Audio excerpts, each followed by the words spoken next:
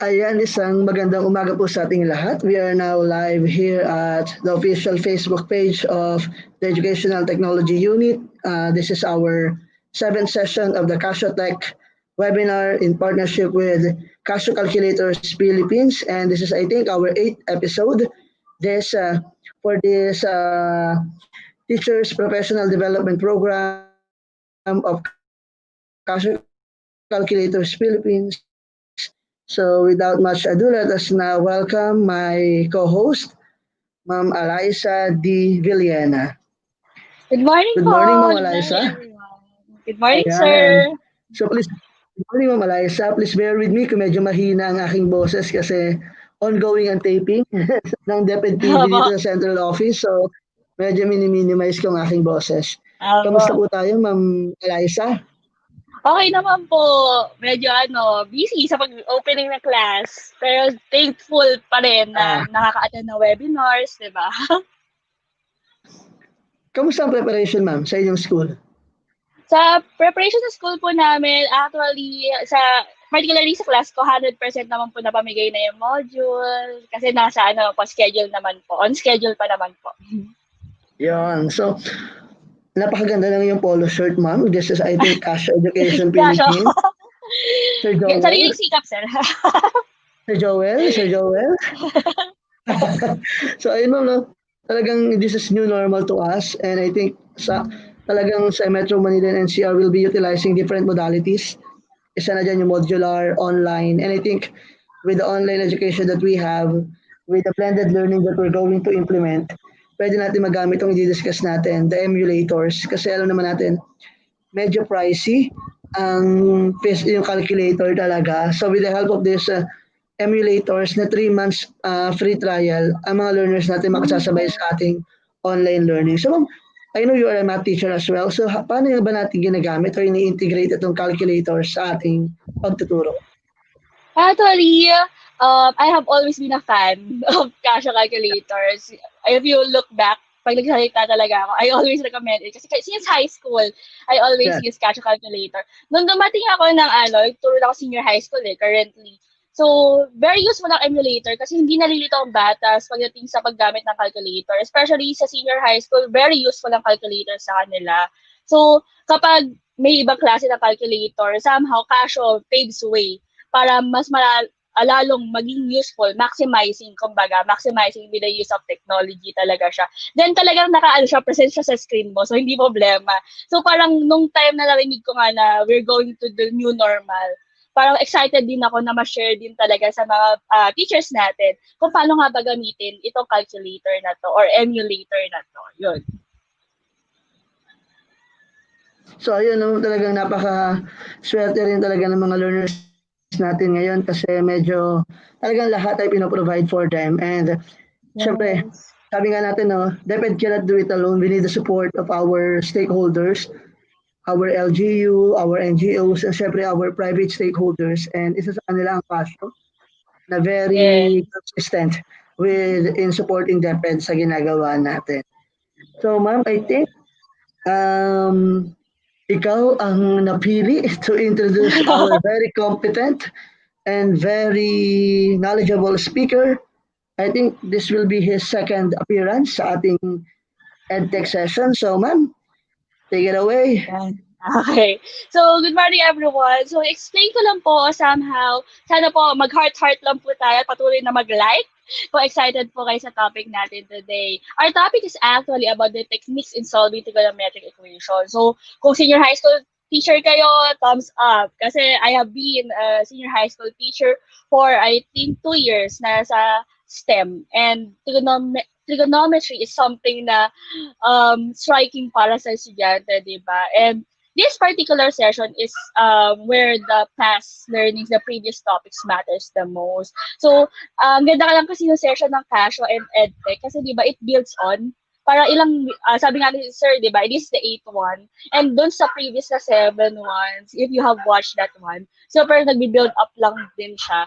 And I hope that as teachers, malaman nga natin mga solutions, yung iba't ibang ways para masolve ng bata yung equation natin. Sabi nga nila, the best solution for particular problem is the solution that works for you. So kung nag-work po siya sa bata, let's not baka kasi ang tendency natin is tanggihan natin yung bata. Remember, we're open to different solutions. And I think the speaker today is someone na talaga makakapag-share ng different things na magagawa natin in this new normal. Kasi how do we impart? Diba? How do we impart knowledge? How do we impart skills? How do we impart yung content na kailangan nila? Lalo na't kaharap natin ay ang ating camera and we don't see any reaction. Thankful ako sa like at saka sa hearts, diba?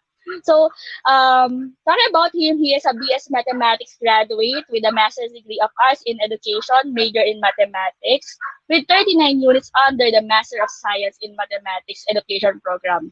He has also been recognized as an outstanding teacher by the City of Malabon. He was also part of the first batch of MTOP scholars, being lauded by the organization as an exemplary teacher back in 2019. Yan. He is actually a master teacher in Tinajero Sacred High School, so he is my colleague. So a Casio tech teacher legend and a beloved colleague and educator, he is none other than Mr. Reynaldo Torres. Sir Ray! Hello, good morning. Morning, sir. Ayan, excited na sila, sir. Dami na nila makikinig sa'yo. So, sige. Alam ko, excited ka na rin to-share your knowledge there. So, bye! Hello. Good morning, everyone. Once again, I'm here for you to impart some knowledge, no, somehow. And somehow, make it a bit easier, no? Alam naman natin na talagang medyo mahirap tong topic na to. But somehow, we try to make it easier for the students na din. And for us na rin, no? Kasi we all know na this is a very hard topic to discuss in the first place. So kung mahirap siya na topic for teachers, mahihirapan din si estudyante. But if you try to make it easier for us, no, mas madali din na ma-impart para sa mga estudyante, no? I think this is the last for trigonometry. This is the last day for trigonometry. So the next few Saturdays, it will be a different topic na, no? So, medyo masaya to, no? Although we all know na, syempre, pag-start, medyo madali pa yung topic. And as we progress, pahirap siya ng pahirap. O, since this is the last topic for trigonometry, so expect a bit, no? Pero, once again, katulad sinabi ko kanina, we try to find some techniques to make it easier for the students to understand. Ayun po. All right, to start with, I have here a position statement coming from NCTM. No, technology is an essential tool for teaching and learning mathematics effectively.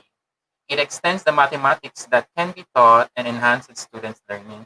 So, if you were able to attend my session last August 1, I already stipulated so many reasons kung bakit magandang gumamit ng mga technological tools when teaching math. No, and we said there na when we use technology, it somehow saves time dun sa tedious computations and gives more time for observations, give more time for students to analyze the final answers. Kasi 'di ba, marunong nga tayong kumuha ng answers, but how to interpret it? It's also important matter, 'di ba? Kasi nga, the twin goals of our K-12 curriculum for mathematics is problem-solving skills and critical thinking. So we can only attain problem-solving skills, especially critical thinking, if we let them analyze their answers, no, to give meaning of the answers that we were able to obtain. Okay? So next, benefits of the use of calculators. Calculators can be used to develop concepts, no? Napakita na natin yan for the past few episodes. Calculators can be used for drills, so mga practice exercises. Calculators enhance problem solving. As I've said kanina, calculators can save time and open time for other activities for math. Calculators are commonly used in the society, no? So it's widely spread use, no? Kahit saan naman kahit nag-work ka na, it's being used, no? Minsan hindi mo akala na calculator, well, it's already a calculator embedded in softwares and applications. Okay po, for the last, this is the last statement that I have here from Heidi Pomeranz, no, of Rice University. Students must learn to make wise choices about when to use calculators for tedious computations and when to use mental math for simple computations and estimations. No, pero how will our students develop this kind of choices? Siyempre, if we will let them be exposed with the different technologies that we have. Tama ba? Siyempre, kung nagagamit ngayon, okay, etong problem na to madali lang, I don't need to use the calculator. Okay, eto medyo mahirap, so I need to use my calculators na for this. So though this kind of decision making will only be attained if they are exposed with such technology. Okay po? Now, to start with, okay, the main topic, here are the different techniques that I'm going to discuss, no? 3 major subdivisions. First one, using the Quadrant Rule. I don't know if some teachers are already familiar with this, but most yata nang nakakausap ko parang hindi pa masyadong familiar with the Quadrant Rule. Secondly, solutions using algebraic manipulations. Under this second one, yung algebraic manipulations, we have so many subtopics for this or sub-techniques for this. And then lastly, solutions using the identities. So somehow, I would give certain examples for such. All right, let's have the first one. All right, definition. Oh, of course, we need to define first everything, no? A trigonometric equation is an equation that involves at least one trigonometric function. So, kasi, we all know na dapat meron tayong trigonometric function para masabi natin siyang trigonometric equation. There are also some equations where it involves more than one trigonometric equations, no? Kaya nga meron tayong iba't ibang techniques to how to solve for that. Okay, let's continue. This is an example of a trigonometric equation. We have sine x is equal to 1/2. Now, if we are going to find for the solutions of this equation, no, this equation has many solutions. If we will try to look at the graph, no, the blue wave is actually the graph of the sine function, right?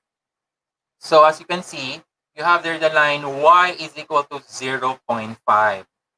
All right. So meaning in the equation sine x is equal to 1/2, the left side of the equation is represented by the function f of x is equal to sine x. And then the right side of the equation 1/2, all right, is represented by the constant function, which is y is equal to 0.5. Okay po?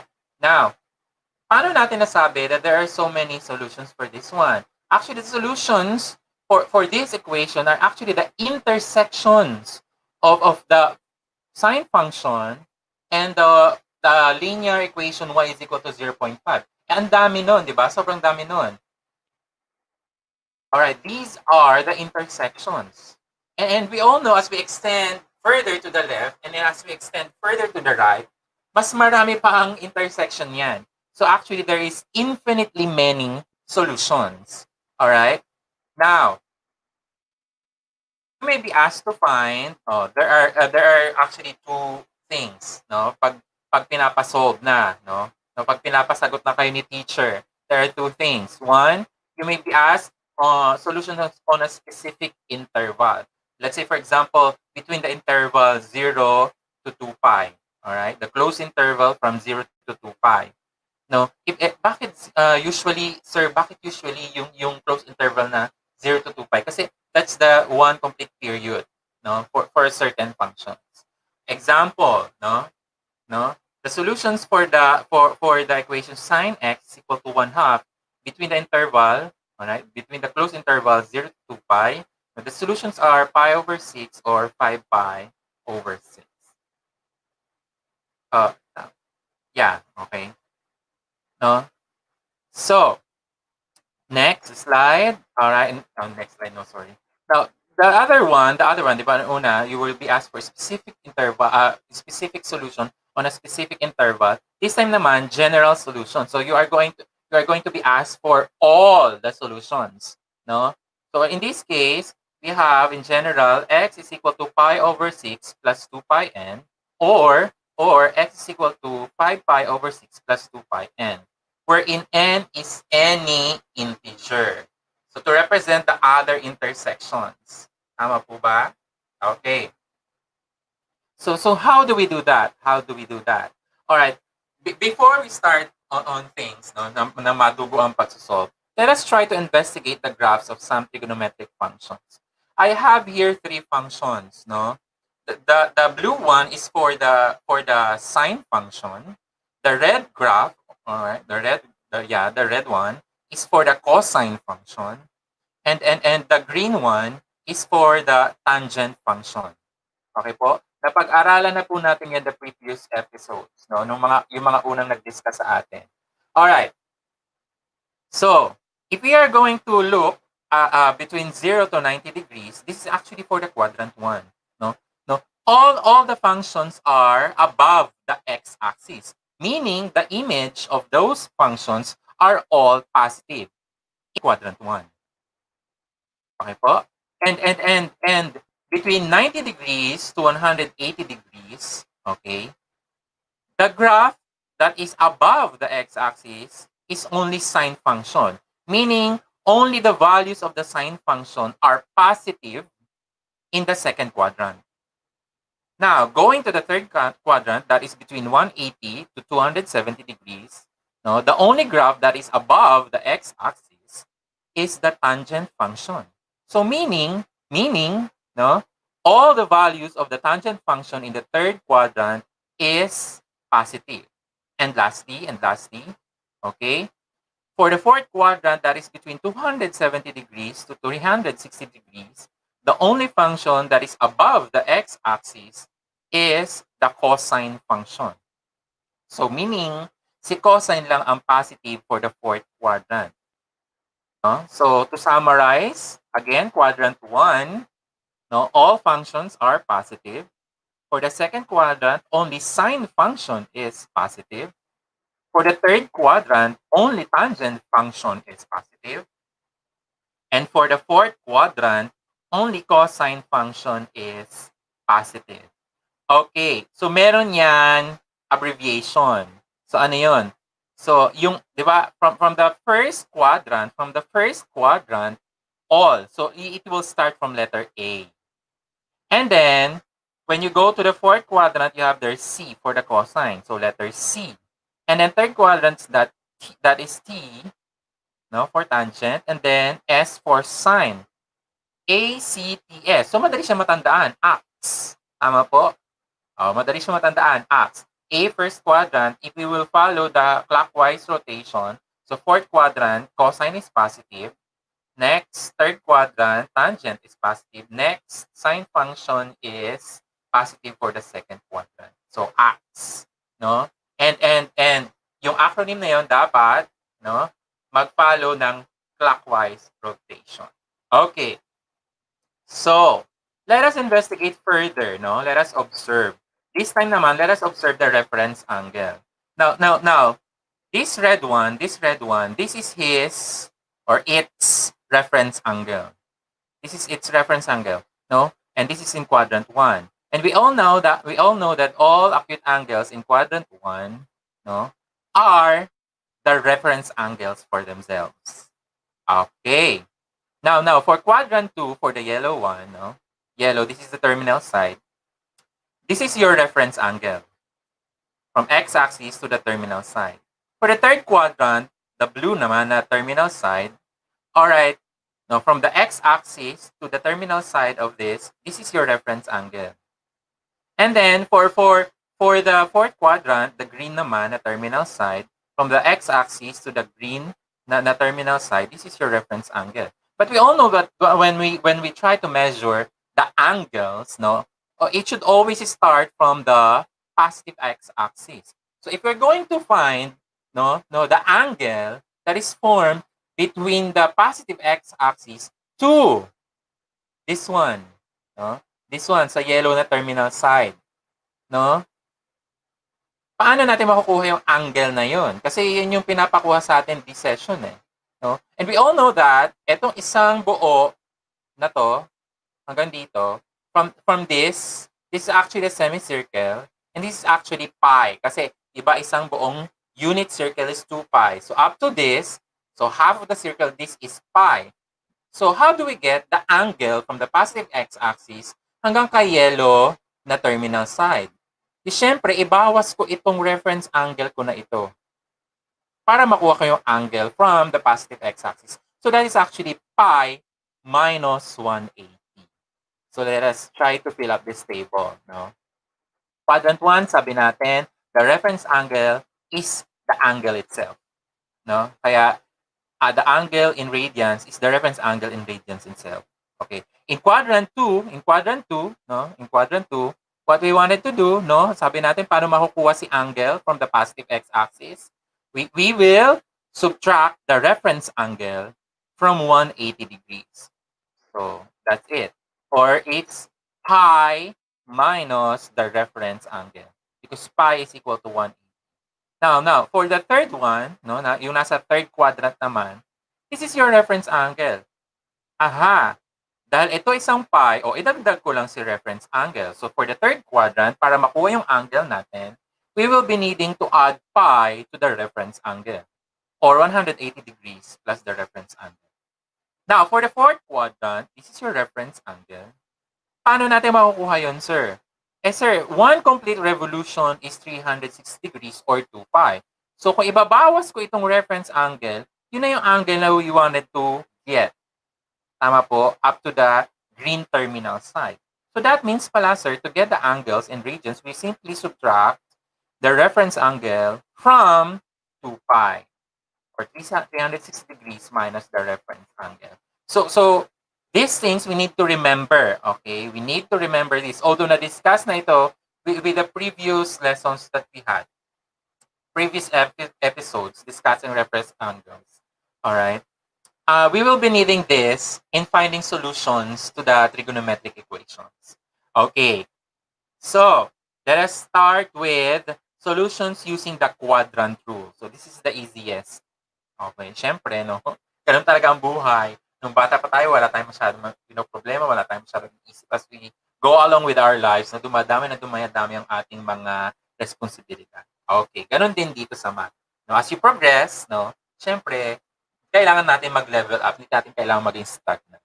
Okay, let's have the first example. Solve for x, no, for the given equation where x is between the closed interval 0 to 2 pi. Okay, number 1, sine x is equal to 0.5. Although nakita na natin kanina yung solutions niya, di ba? This is my first example dun sa mga previous slides. How are we going to use the quadrant rule? Okay, on the right figure, nandun na yung binigay ko na yung quadrant rule, no?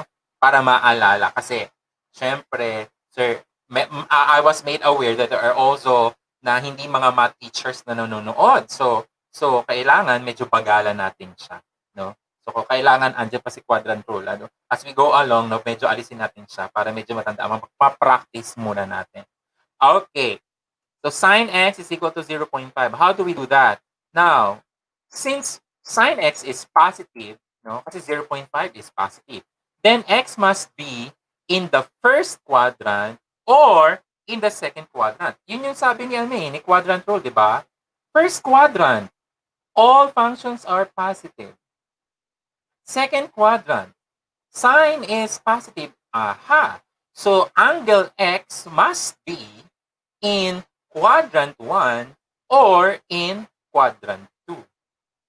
Okay.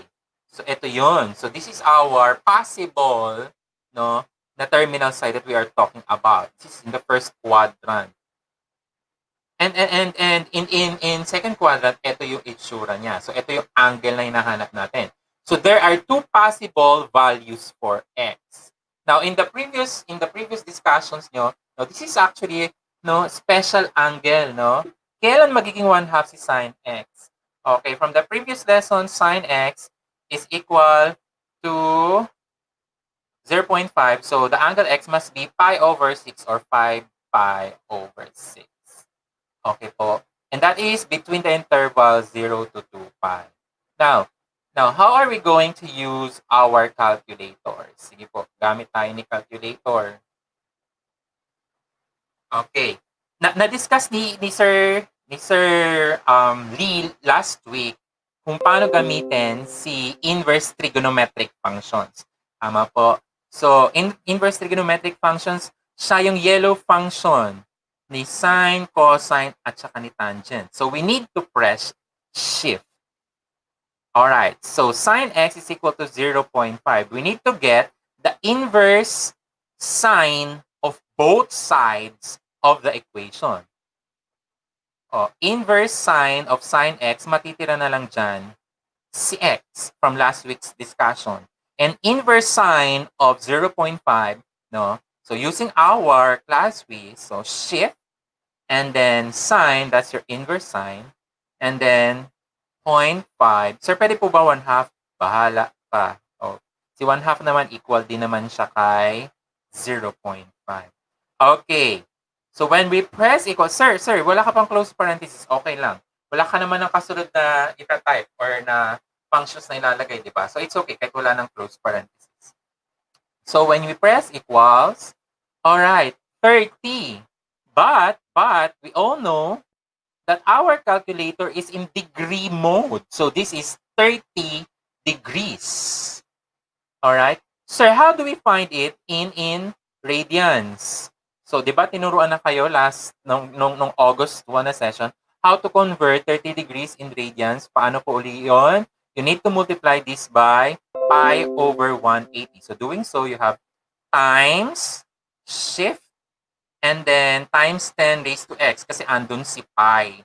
Siya yung yellow function ni pi. So, and then over 180.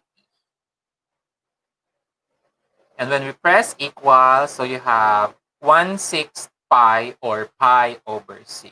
Yes, sir, paano po if we wanted all the final answers, no? Kasi baka nakalimutan ko na po kung paano mag-convert eh. Si August 1 pa yun, sir. Anong petsa na ngayon? September na ngayon, sir eh. No?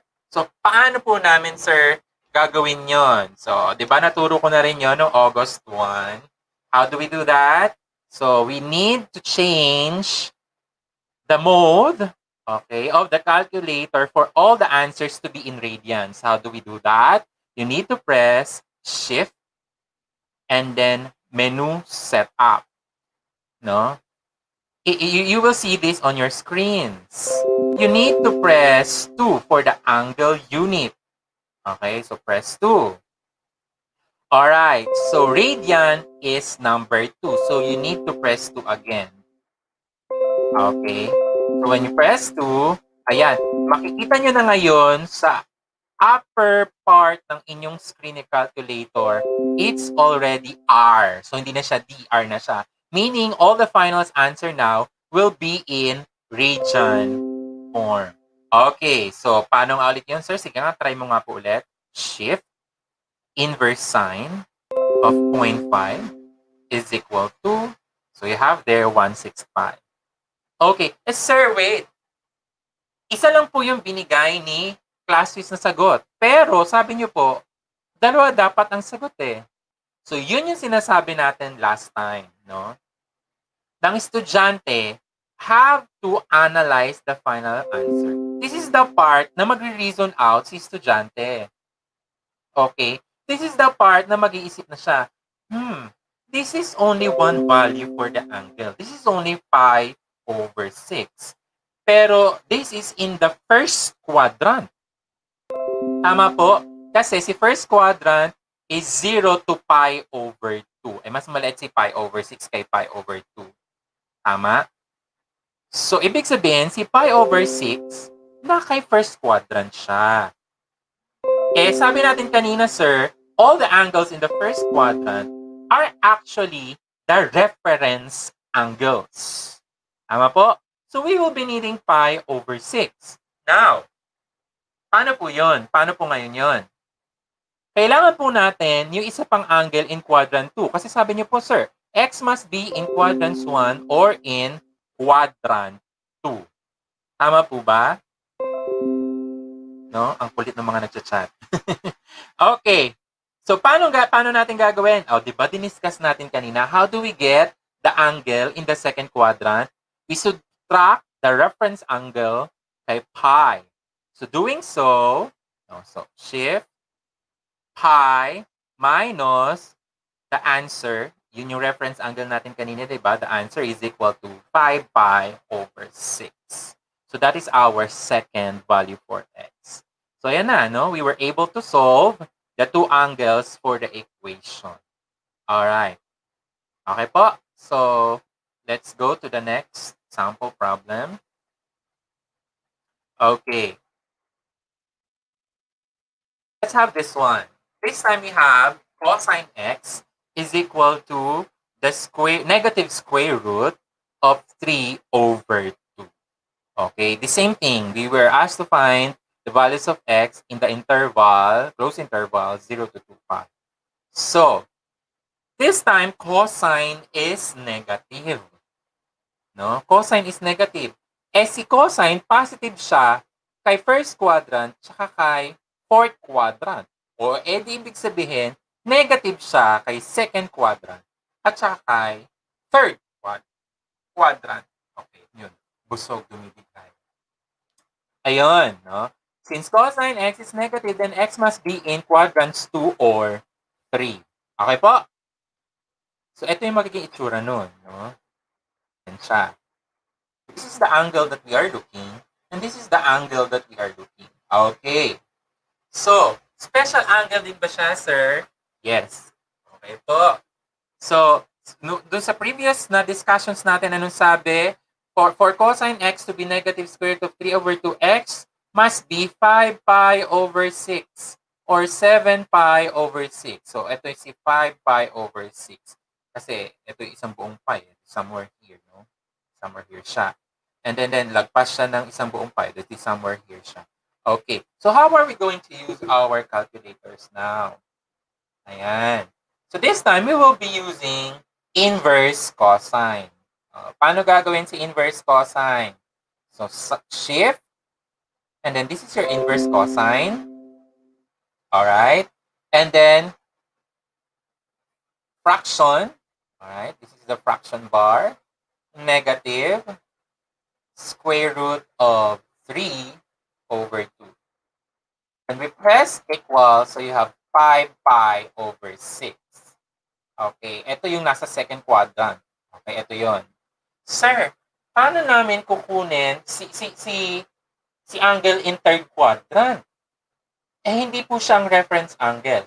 So, paano natin makukuha si reference angle? Ito yon, di ba? Ito si reference angle natin kay second quadrant.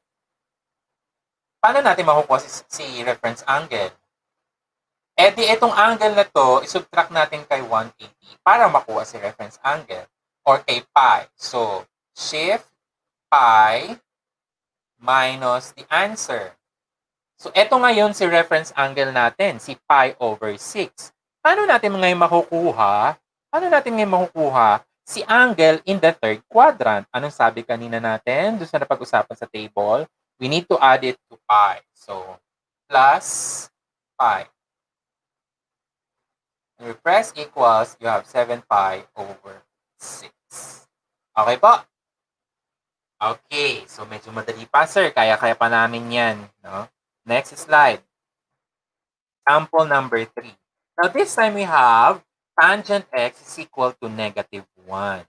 Now, if we're going to look again sa ating quadrant rule, no, si tangent positive kay first quadrant at saka kay third quadrant. Across, no, magkahiwalay. And then, cosine, this ibig sabihin, negative si tangent kay fourth quadrant at saka kay second quadrant. Tama po? So, that's it. So, tangent, no, for tangent to be negative, then it must be in quadrants 2 or 4. Okay. So, ito yung itsura nun. Tama po ba? Ito yung nahanap natin angle. Okay? Negative 1, special angle ulit yan, sir. So for tangent x to be negative 1, x must be 3 pi over 4. So, ito yon yung nasa second quadrant. Or 7 pi over 4. Tama po ba? Okay. So, paano natin gagamitin si calculus? So, again, inverse tangent, you need to press shift. So, shift and then tangent. So, inverse tangent of negative 1. Ay, sumobra yung negative. Yan. So, negative 1. When we press equals, so that's negative 1/4 pi. Sir, wait. That's negative 1/4 pi. So, ibig sabihin po, ang rotation niya is clockwise. Kasi ang positive na angle is counterclockwise. So, ayun yung nasa illustration natin. Pag ganun yung direction, positive si angle. Pag ganun yung direction, negative si angle. No? So, ibig sabihin, pag ganun siya, aha! So, ito, yung binigay ni calculator, ito yung nasa fourth quadrant. Tama po? Siya yung nasa fourth quadrant.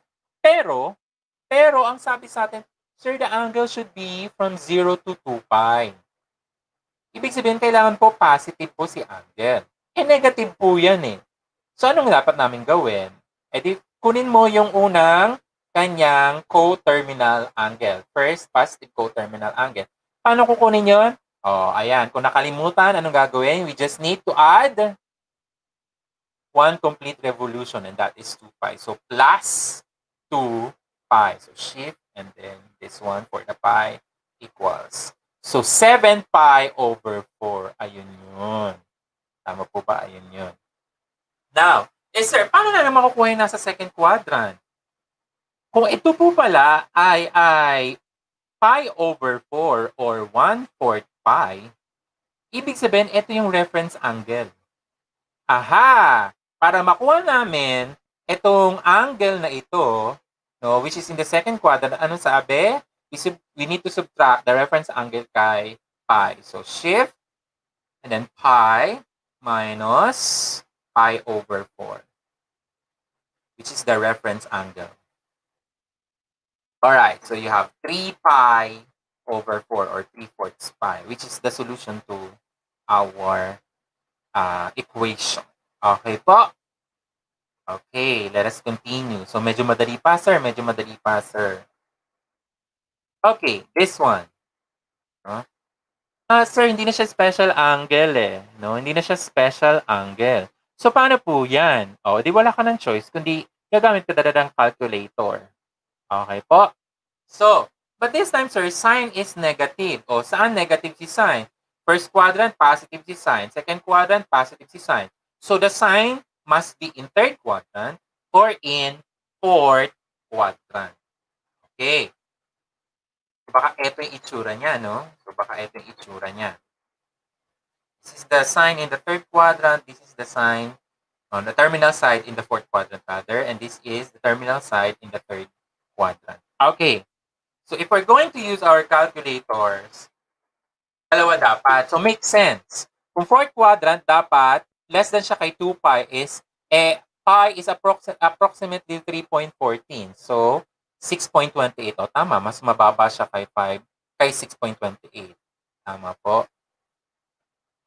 Etong third quadrant is between pi to 3 pi over 2. So, mahigit kalahati ni pi. So, sige. Paano natin gagawin yung kay calculator? Okay. So, again, medyo madugo ito ha. Medyo madugo. Sige. Shift, and then sign for the inverse sign, and then negative 0.8. When you press equals, ayan na siya. Sir, negative po ulit siya eh. No? So, how do we get the again? How do we get again the first positive co-terminal angle? We need to add what? 2 pi. So, plus 2 shift and then pi equals. Okay po. So, that's 5.35589009. Or, if we round this off, 2 decimal places, that's 5.36. Okay. Paano po, sir? Yan po yung nasa fourth quadrant eh. How do we get the ano po, sir? The angle in the third quadrant. Wala pa po tayong reference angle, no? Ang reference angle niya ito, 'di ba? Ito yung reference angle niya eh. Tama? So how do we get the reference angle? We subtract this angle from 360 degrees or 2 pi. So 2 pi minus the answer must be your reference angle. This is my reference angle. Aha, sir. Tama. Kasi negative 0.92729 blah, blah, blah, blah. Yung kanina nakuha namin, di ba, sir? Yung unang-una. So, yun yung reference angle. Kunin mo lang yung positive niya or the absolute value niya. siya na yung reference angle namin, sir. So, paano namin makukuha yung nasa third, ano po ulit, sir? Quadrant? Anong sabi natin kanina dito sa table? The reference angle should be added to pi. So, plus pi. So, shift, and then pi equals. So, 4.07. Okay po? So, yun po siya, no? Yun po siya. Ito po yung sinasabi natin, no, na kailangan talagang mag-reason out ni estudyante, no?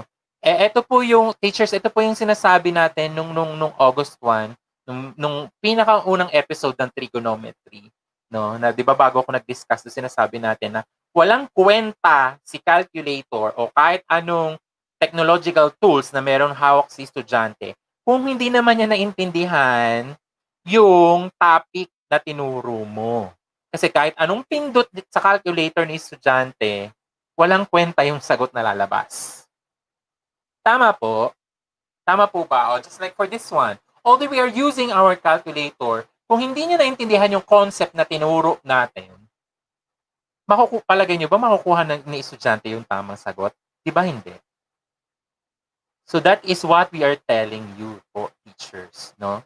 That is what we are telling you po. Okay? So, andyan pa rin, papasok yung pag-a-analyze ni estudyante sa final answer. Does this make sense? Tama ba to? Tama ba yung sagot ko? Parang ganon. Parang may kulang. Oo nga pala, dapat dalawa yung angle. Tama ba? So, yun siya. Tama po, yun siya. Although we are using calculators, the students are still thinking. Nag-iisip pa rin yung estudyante natin. Okay po? So, wag natin i-deprive yung estudyante natin in using calculator. Other technological tools. Okay, this time, sir, secant yan, sir, secant x. Sir, hindi po nabibisaya. Si sir, ha? Ang tama pong pagbigkas po dyan ay secant. Okay? Kasi po, sir, nung nag-aaral po kami ng lower grade, sir, secant, no? It's secant. No? Kahit i-search nyo pa sa Google Speaks. No, it's secant. Okay. Secant x is equal to 1.6. So, medyo gagamit tayo ng isang simple identity dito. No? Kasi, sir, sa quadrant rule mo, tatlo lang yung diniscuss mo sine, cosine, tangent. And but we all know that secant is the reciprocal of what? Nino? Ni cosine. So, gagamitin natin si cosine. Yan. So, solution, rewrite secant x equal to 8.5. Kasi si 1.6, that is 8 over 5 pala rather. Sorry, hindi 8.5. 8 over 5. Rewrite secant x is equal to 8 over 5 as cosine x equal to 5 over 8. Wait, sir, bakit ganun? Bakit naging 5 over 8? Kasi reciprocal ni secant si cosine. Reciprocal ni cosine si secant. So, i-reciprocal ko si secant para maging cosine. E di i-reciprocal mo rin dapat yung 8 over 5 para maging 5 over 8. Para hindi na violate yung ating equation. Okay po? Anong sabi natin, di ba? What you do to the left side of the equation should also be done to the right side of the equation para balance it. Okay. Using reciprocal function. And so, we just need to solve for cosine x equals 5 over 8. And since cosine is positive, no, it must be in x, or angle x must be in quadrant 1 or 4. Okay po? No? Okay. So, paano yan? Paano na yan? Paano na yan? Okay. So, using ClassWiz, yan po daw dapat ang dalawang lalabas. So, try natin. Shift cosine for the inverse cosine. hindi na siya 1.6 rather, no? It should be 5 over 8. So, 5 over 8. When we press equals, alright, so you have 0.89564. So, if we will round this off to two decimal places, it's 0.9. And this is in the first quadrant. Kailangan natin yung nasa fourth quadrant. How do we get the angle in the fourth quadrant again? we subtract this reference angle. Diba? Lahat ng na-angle sa first quadrant is the reference angle. So, to get the angle in the fourth quadrant, we need to subtract this reference angle from 2 pi. So, 2 shift pi minus the answer equals 5.3875. So, and so on. If we will round this off to 2 decimal places, it's 5.39. Okay po? Okay po ba? So, okay, let's proceed. Let's go to the last example for the quadrant rule. Okay. 4 tangent x, 4 times tangent x is equal to negative 3. So, there are some algebraic manipulations that should be done first. Kasi, dapat si tangent lang daw po ang may iwan sa left side. So, we need to divide both sides by 4, leaving you with tangent x is equal to negative 3/4. No?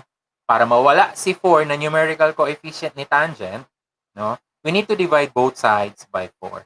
So, if we will divide this by 4, so mawawala na si 4, magiging 1 na siya. Kaya tangent x na lang, and then negative 3/4 sa right side. And since tangent is negative, no, it must be in the second quadrant or in the, no. Tama pala dahil negative. Second quadrant and in the fourth quadrant dahil negative si tangent. Kasi positive siya kay first at kay third. Yan negative siya kay second at kay fourth. Okay. Using ClassWiz, yan daw po ang lalabas. Sige, tingnan natin. So, shift and then tangent, that's negative 3/4. So, negative 3, fraction bar, and then 4. Okay? When we press equal, so you have there, negative 0.6435. Sir, negative ulit eh. Sabi nga po, 0 to 2 pi. So, kailangan positive si angle. No? So, kung titingnan natin, siya yung angle na naka fourth quadrant. So, getting the first positive coterminal angle for this one, so we need to add 2 pi.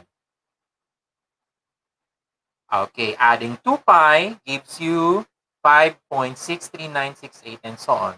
So, rounding off this to 2 decimal places, that's 5.64. Tama po ba? Okay po. No. So, paano naman po yung nasa second quadrant? Paano gagawin natin? No? Paano gagawin natin? Kunin si reference angle. Paano kunin si reference angle? Kung nasa fourth quadrant yung angle, subtract from 360. Siya si reference angle. So, that's 2 pi. 2 pi minus the angle will give you the reference angle. How to get it? Kay second quadrant, yung angle kay second quadrant, subtract the reference angle kay pi. So, shift pi minus the answer is equal to, alright, 2.498099. Aha, so may mali pala ako sa pag-round off. This should be 2.50. Okay, so ayan. Naduling na ako siguro kung doon kakagawa ng presentation. Okay? So, actually, meron pang isang paraan para makuha siya kay ClassWiz. So, for example, balik tayo dito kay number 1 example. How do we get the solutions for sine x is equal to 0.5? Okay, let us use this one. Hindi natin gagamitin si inverse functions. Hindi natin gagamitin si inverse trigonometric functions. But what we're going to do is to treat the left side of the function, of the equation rather, as one function, and the right side of the equation as another function. Okay. So let's say this is f of x equal to sine x, and this is g of x is equal to 0.5. So let us use this time table mode. So press menu and then 9. That is for table mode. Hihingin si f of x. Sabi natin si f of x mo si sine x. So sine x. Si x eto, yung nasa ilalim ni on. Equals. Tatanungin ka ano si g of x. Sabi natin, sir, di ba si 0.5 si g of x. So 0.5 equals. Range. Mag-start ako kay 0 kasi 0 to 2 pi daw eh, di ba? Mag-end ako kay 2 pi. So, 2 and then shift pi. Step or the interval. There are two intervals that you can use. Either pi over 6 or pi over 4. Bakit pi over 6 at saka pi over 4 lang ang pwede kong pagpilian, sir?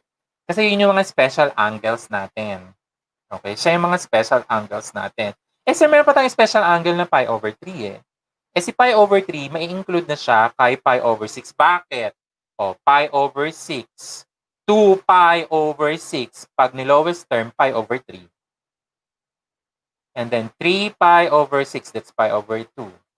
4 pi over 6. Lowest term, 2 pi over 3. Di nakasama mo na rin yung intervals ni pi over 3 kay pi over 6. Bakit si pi over 4? Dinaanan ba niya nung nag-try tayo kay pi over 6? Di ba hindi? So, hindi siya dadaanan doon. So, there are two intervals na pwede mong gamitin. Si pi over 6 or si pi over 4. So, itry muna natin kay pi over 6. So, shift pi over 6 equals and then equals. So, these are the two functions. Ito kay sine, ito yung g functions natin. Diba pi over 6 ang interval natin? Kay pi over 6 equals silang dalawa, parehas na 0.5. Diba? Yun nga yung unang solution natin eh, diba? Pi over 6. Pi over 6. Yan siya, diba? Pi over 6, yung unang solution. And then, so, this is 0. So, pi over 6, and then 2 pi over 6, and then 3 pi over 6, and then 4 pi over 6, and then 5 pi over 6. Equal ulit, sir. So, 5 pi over 6. And then, as you go along, wala na siyang mag-equal. Okay? Okay. So, using table mode, we were able to see the two solutions for this equation. Pi over 6 or 5 pi over 6.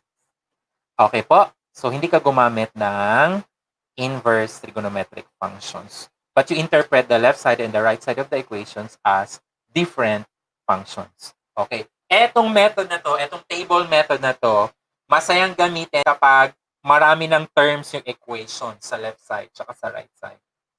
Masaya na siyang gamitin. Okay. So, binibigyan ko kayo ng pagkakataon. So, how do we see the graph? How do we see the graph of this one? No? So, dapat dalawa ang intersection nitong dalawang graph na ito sa period na 0 to 2 pi. So, how do we see the graph? So, syempre, gagamit na tayo ng QR code. No? Kasi hindi naman graphing calculator si Casio ClassWiz natin. So, how do we do that?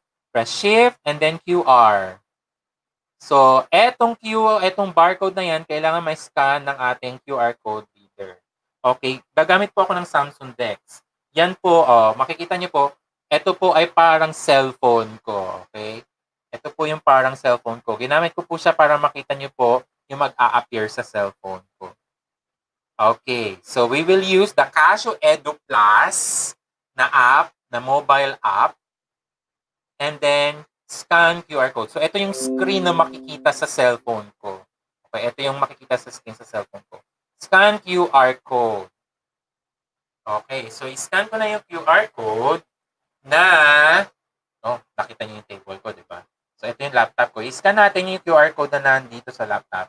So, open a browser. So, kailangan nakakonect kayo kay internet. So, open it in Chrome. Okay, mag-o-open na yung browser ni Casio. No? Wait lang. So, naglo-loading pa din siya, no? Actually, pwede nyo siyang lakihan, eh. Pwede nyo lakihan yung screen. So, eto siya. No? When you try to zoom it, ayan. So, dalawa yung intersection ng graph. Tama po? Sa period na 0 to 2 pi.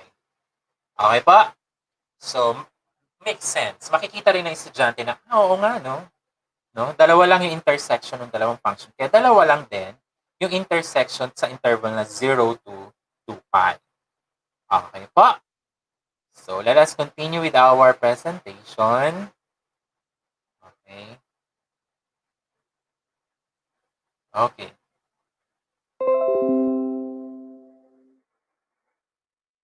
Okay, so let us try to have now algebraic manipulations. Okay. This time we will be using different algebraic manipulations. Okay po? So example, solve for x. 2 cosine x minus 3 equal to negative 5. Okay? So, how do we do this? First, no, kailangan kasi cosine lang yung matira sa left side na equation. So, paano maalis si minus 3? So, we need to add 3 both sides. So, kasi pag nag-add ka ng 3 dito, magsi-zero out na yun. Tama po? Gives you 2x equals negative 2. Kasi negative 5 plus 3, negative 2. Now, how do we eliminate 2 naman dito? So, to make it 1, yung numerical coefficient ni cosine x, we need to divide both sides naman by 2. So, cosine x equals negative 1. O, di using quadrant rule, no? Anong sabi sa quadrant rule? Kailan magiging negative si cosine? No? Saan ba positive si cosine? Kay quadrant 1 tsaka kay quadrant 4. Diba? So, ibig sabihin, negative siya kay quadrant 2 at quadrant 3. Okay. So, using ClassWiz, we have x is equal to pi. Okay po? Now, this time, ang problem sa atin, ang sabi, solve for x. Walang sinabing interval. Walang sinabing interval. So, ibig sabihin, you are asked to solve for all, no? All values of x that will satisfy this equation. So, ibig sabihin, we'll be needing the general solution. Okay. Since ang period ni cosine, no, ang susunod na coterminal angle niya kay pi is si 3 pi. So, mag-a-add ka ng 2 pi. No? Pero madami yon. So, anong sabi natin last time? Di ba? Ako yung nag-discuss noon. Di ba nag-investigate pa tayo noon? We need to add what? 2 pi k or 2 pi n, where n is any integer. So, our general solution then will be simply x equal to pi, yun yung unang representative ng angle, the pi, plus 2 pi n, where n is any integer, para makuha natin yung other coterminal angles ni pi. Okay? So, this is our general solution. Okay po? So, this time po hindi na po nakaspecify kay 0 to 2 pi yung interval. Okay? But, all solutions na siya. So, general solution na dapat ang gagamitin. Sir, kanina ko pa po napapansin, sir, na ang mga final answers mo is always in pi radians. No? Lagi pong in pi radians. Hindi po pwede na, sir, na in degrees. Halimbawa po, 180 degrees, 90 degrees, 30 degrees. Hindi po ba pwedeng ganon? Okay. When we are discussing solving for the values of x, no, sa equations, we are actually finding the roots of the equation. Tama po? And then pinakita natin kanina, 'di ba? We represented the left side of the equation as a function and the right side of the equation as a function. And then the intersections of the graphs of these two are actually the what? The solutions to the equation. Tama po? And if we will interpret it as a graph, 'di ba ang functions, ang domain niya is real number system. Tama po, real number system. So dapat, and that's the domain, no? So dapat ang solution din natin is in real number system. Okay?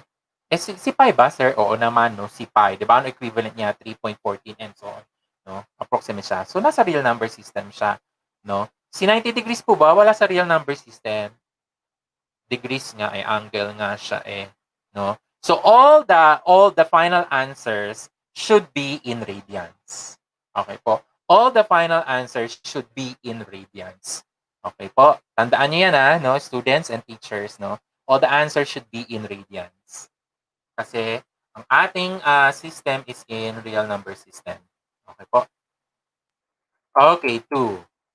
Number 2. You have here now 2 sine x plus 1 is equal to 0. Okay, so how do we do that? 2 sine x plus 1. We manipulate the left side, no, by, and the right side by adding -1 both sides or subtracting 1, no, both sides. And we'll give you 2 sine x equals -1. Tama po? 0 minus 1 is -1. And then dividing both sides by 2, no, dividing both sides by 2 will give you sine x equal to -1 half.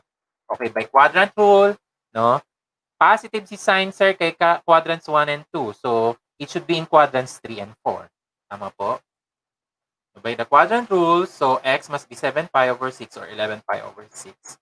Okay, the general solution is this. No? 7 pi over 6 plus 2 pi n, 11 pi over 6 plus 2 pi n. No? Kasi, saan nga ulit yun? Sir, bakit po 2 pi n? Kasi, di ba ang period din naman ni sine tsaka ni cosine is 2 pi. So, dun din siya usually nakuha. Pero there are some solutions minsan na hindi 2 pi n yung ina-add sa kanya. No? We will have those examples later and we will explain why. Okay. Now, if we're going to use our calculator, sige, try nga natin, sir, gumamit ni calculator. So, inverse sign. Menu 1 muna, no? If we're going to get the inverse sign. Shift, and then inverse sign of -0.5. Equals, so, yan, -pi, 1/6 pi. O, di ba nasa fourth quadrant siya? Paano kunin yung first na positive coterminal niya? So, plus 2 pi. Shift 2 pi equals, o, ayun, 11 pi over 6. Ano yung reference angle niya? Pi over 6. No? Pi over 6. Paano makukuha yung nasa third quadrant? O, di pi over 6 plus pi. So, shift pi over 6 plus pi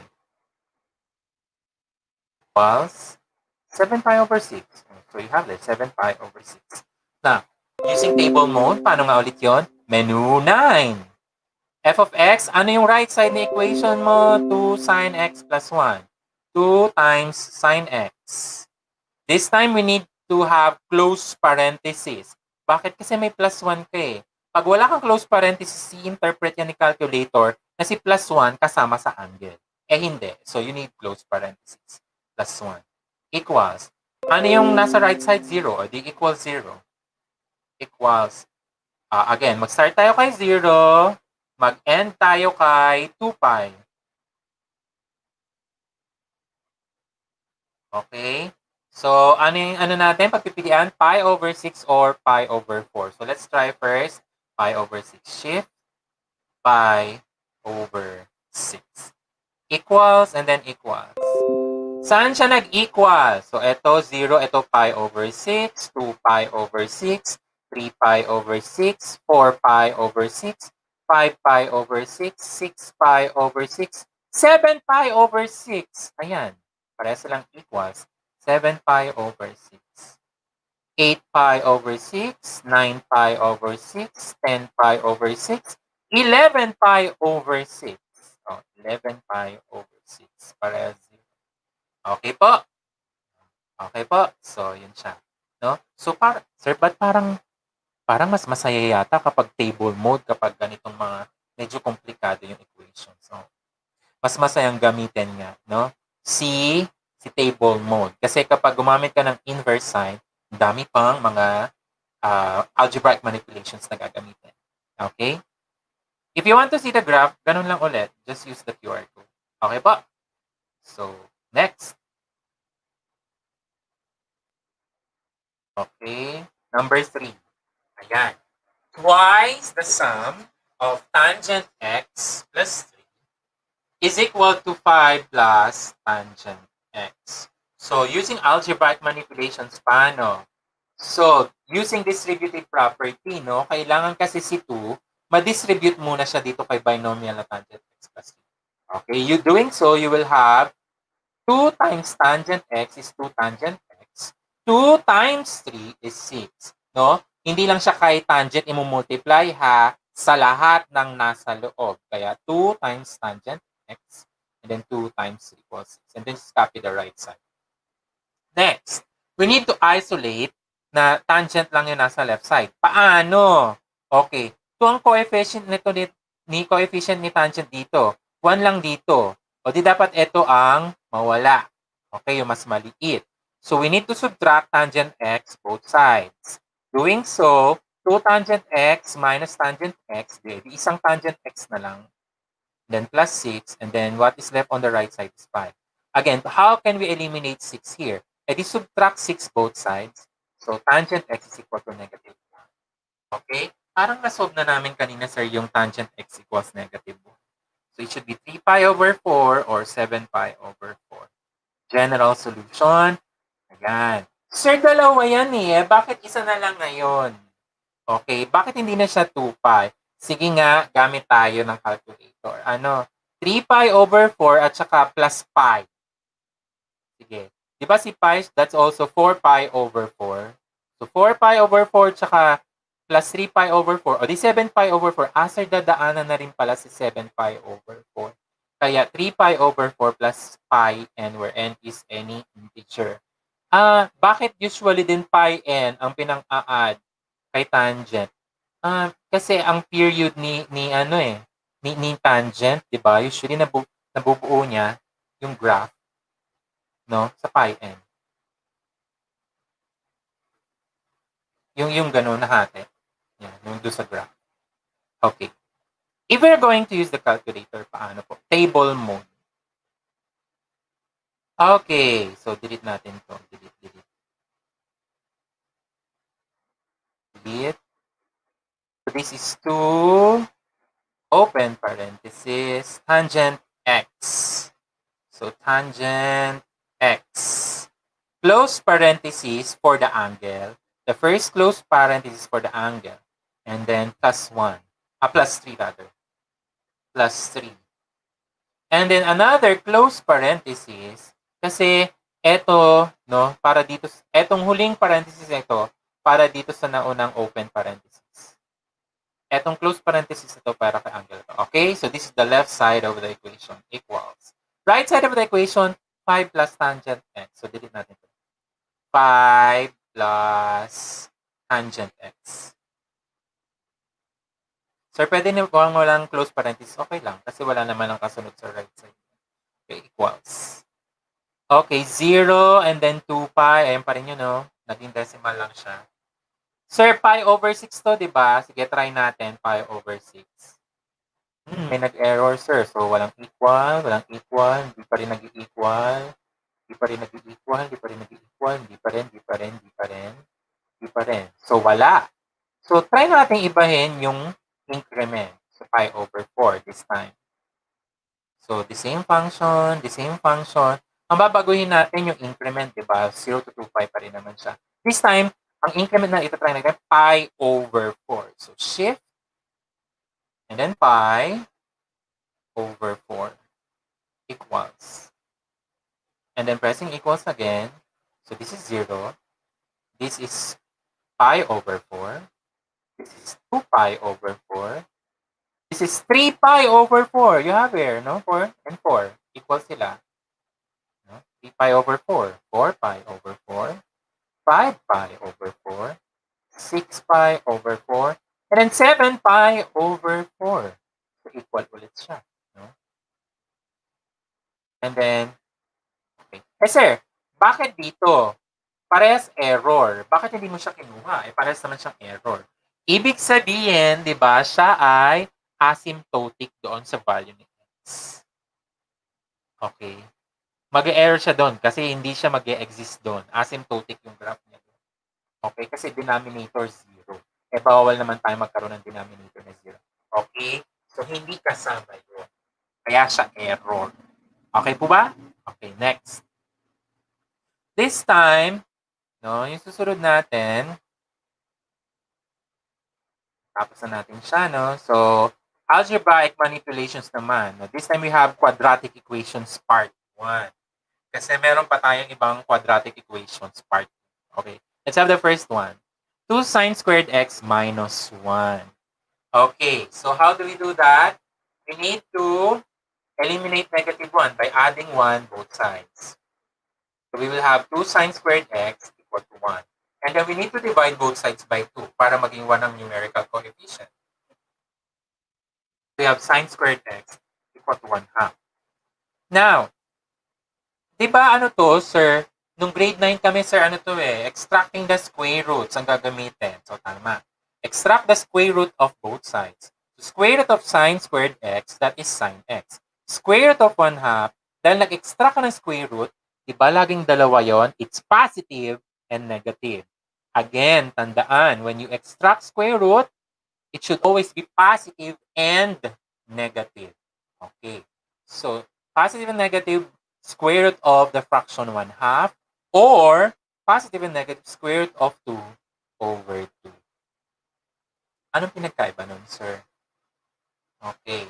Kasi pag binasa mong positive and negative square root of 1 over 2, sir, yung square root, yung 1 na ba ang naka-square root o kasama yung denominator? So, para malinaw. Positive and negative square root of the fraction. So, alam ko na agad, fraction yung nasa loob ni square root. 1 half. No? Okay po. So, dito naman, positive and negative square root of 2 over 2. So, alam mo na agad na 2 lang yung nasa loob ni square root. Okay po. Okay. So, kung x ay positive square root of 2 over 2, kung positive square root of 2 over 2 siya, no? Saan positive si sign? Quadrants 1 and quadrants. Quadrant 1 and quadrant 2. Square root of 2 over 2, that's pi over 4. Pi over 4. Sa quadrant 2, it's 3 pi over 4. Okay? Tama po? And then, yung negative square root of 2 over 2 naman. O, di nasa sign yun, di nasa third quadrant tsaka fourth quadrant yun. That is 5 pi over 4 or 7 pi over 4. Alright, if we're going to use our calculator, sige, no? Menu 1. Inverse sign ni negative square root of 1 half.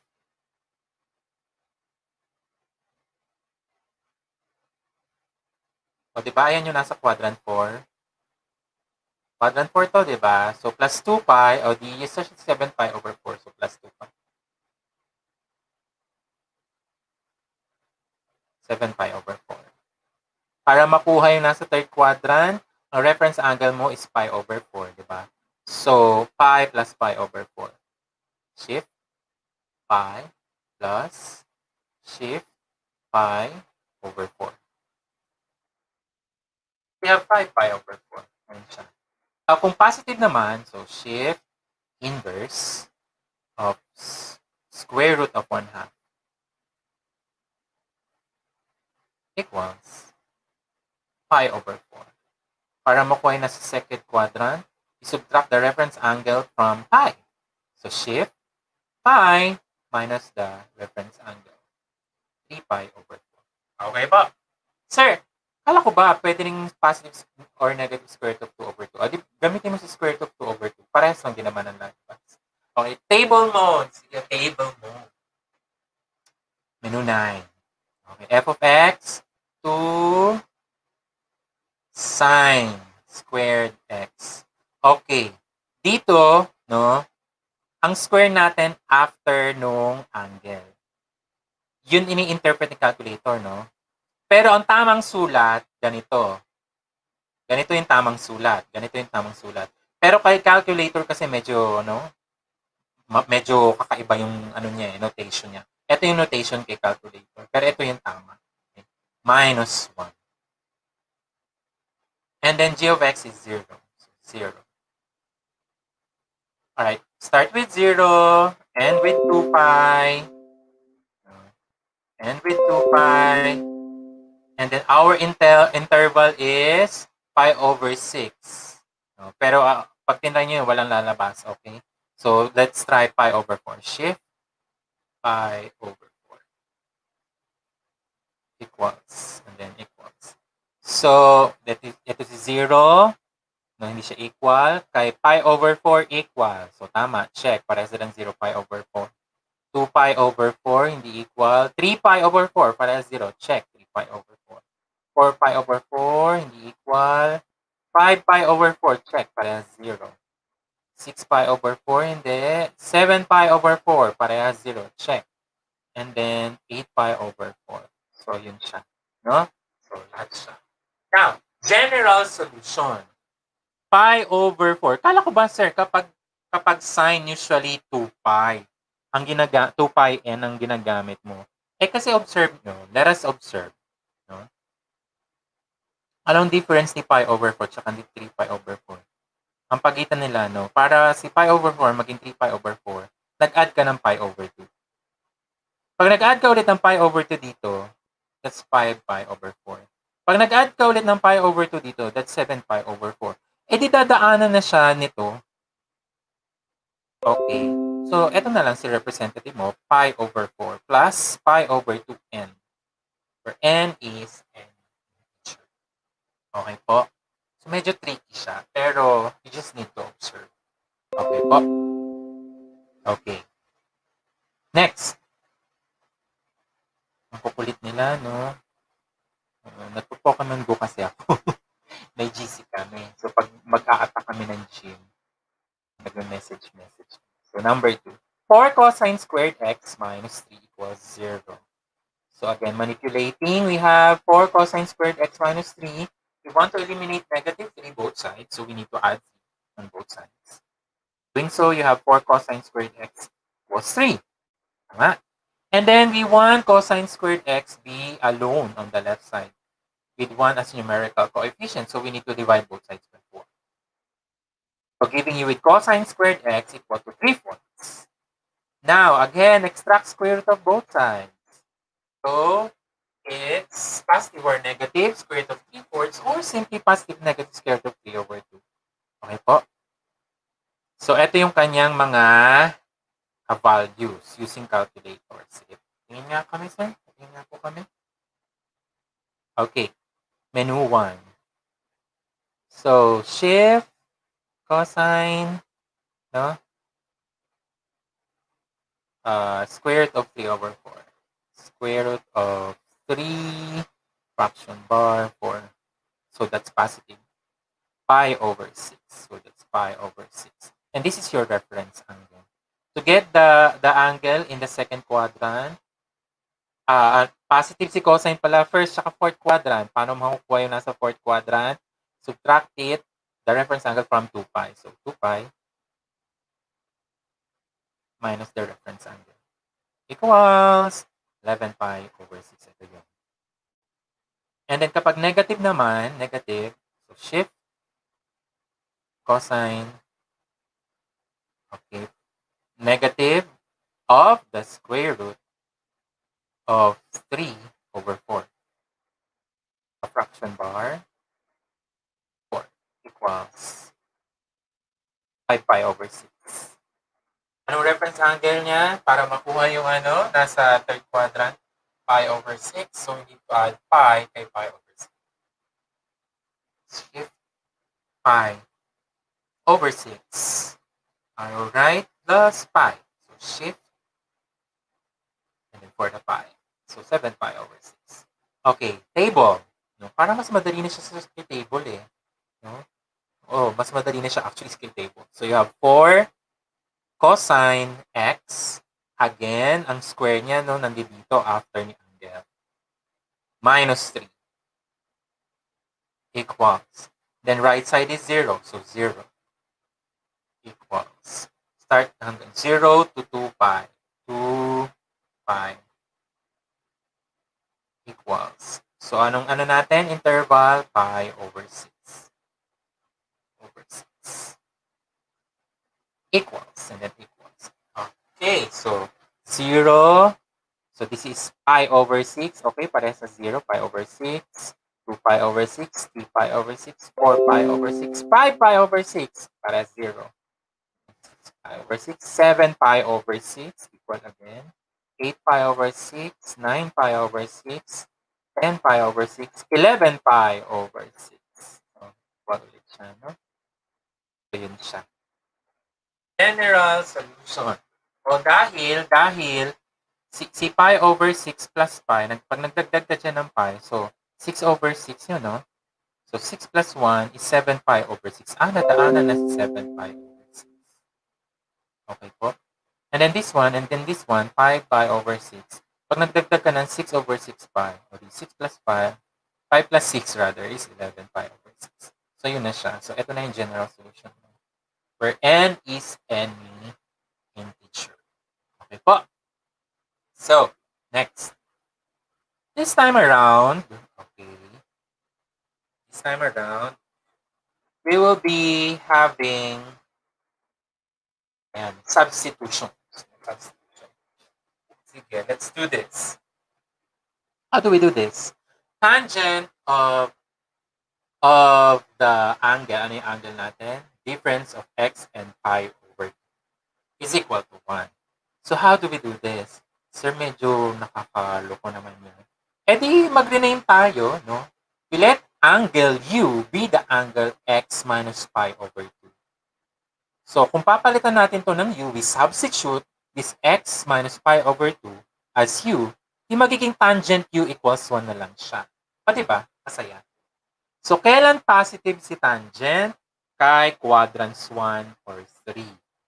No. So by quadrant rule, we will be having pi over 4 sa first quadrant. Yung nasa third quadrant, paano makukuha? Add ka ng pi. So 5 pi over 4. Kahit gamitan mo pa ng calculator. No?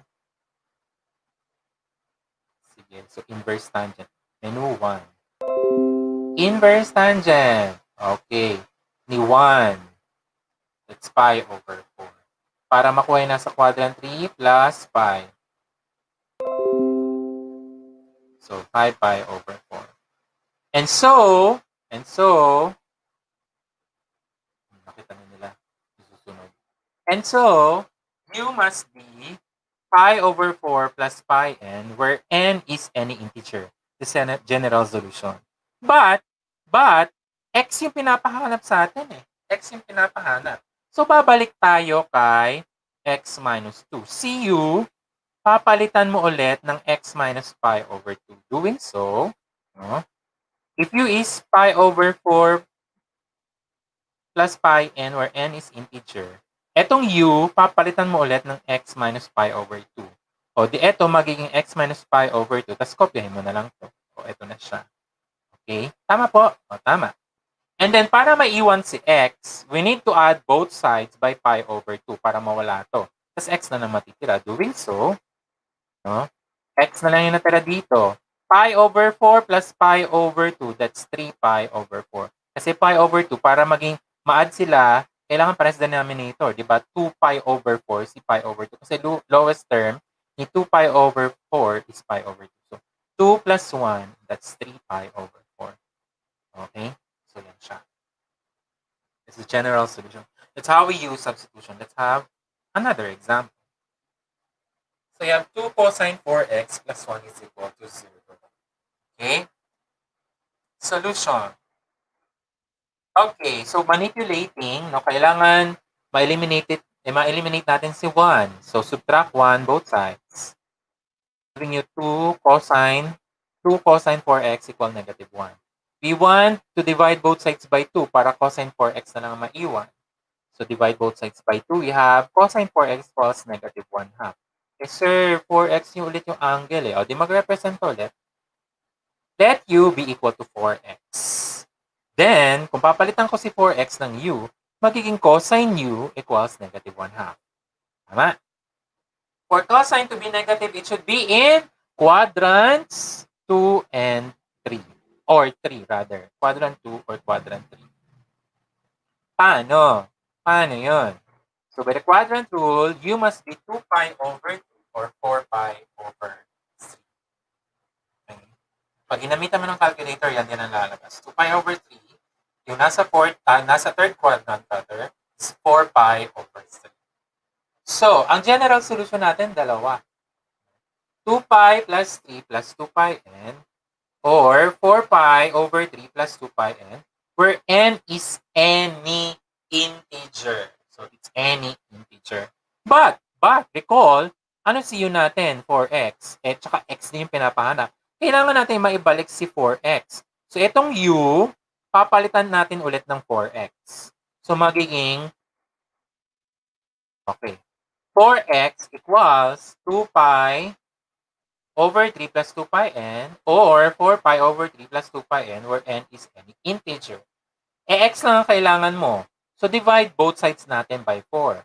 So, 4x divided by 4, 4. So, lahat ito, i-divide natin ng 4. Okay? 2 pi over 3 divided by 4. So magiging, di ba, pag nag-divide ng fractions, you get the reciprocal of the dividend, of the divisor rather, of the divisor. And then you proceed to multiplication.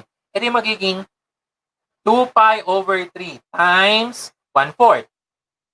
Pwede kong makancel si 2 at saka si 4. Magiging 2 times 3 na lang sa denominator.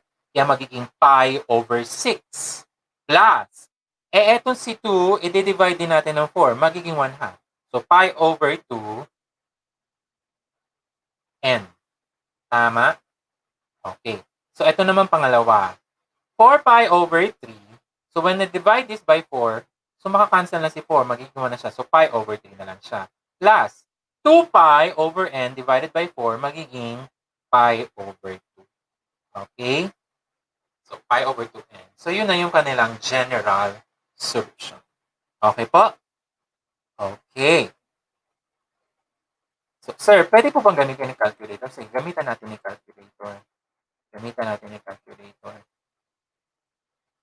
Oo, kasi lalo yan, maganda yan. Merong may pi over 3 na siya, di ba?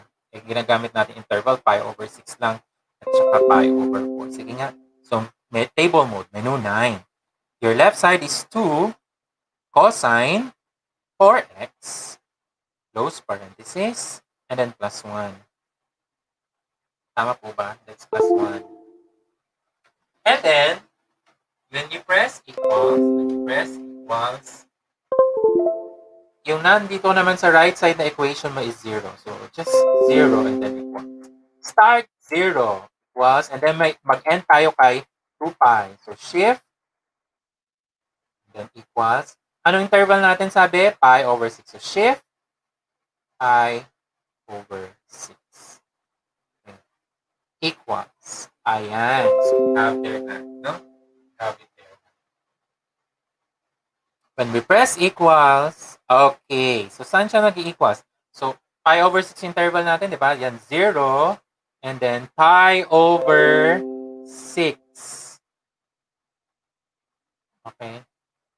Okay. Pi over 6. So, tama. Pi over 6. Yan, no? Pi over 6. Pi over 6. And then, 2 pi over 6 equal din siya. Ano bang lowest term ni 2 pi over 6? Di ba pi over 3 yun? So, you have there, pi over 3. 3 pi over 6, 4 pi over 6. So, equal ulit, sir. 4 pi over 6. Anong lowest term nun? 2 pi over 3.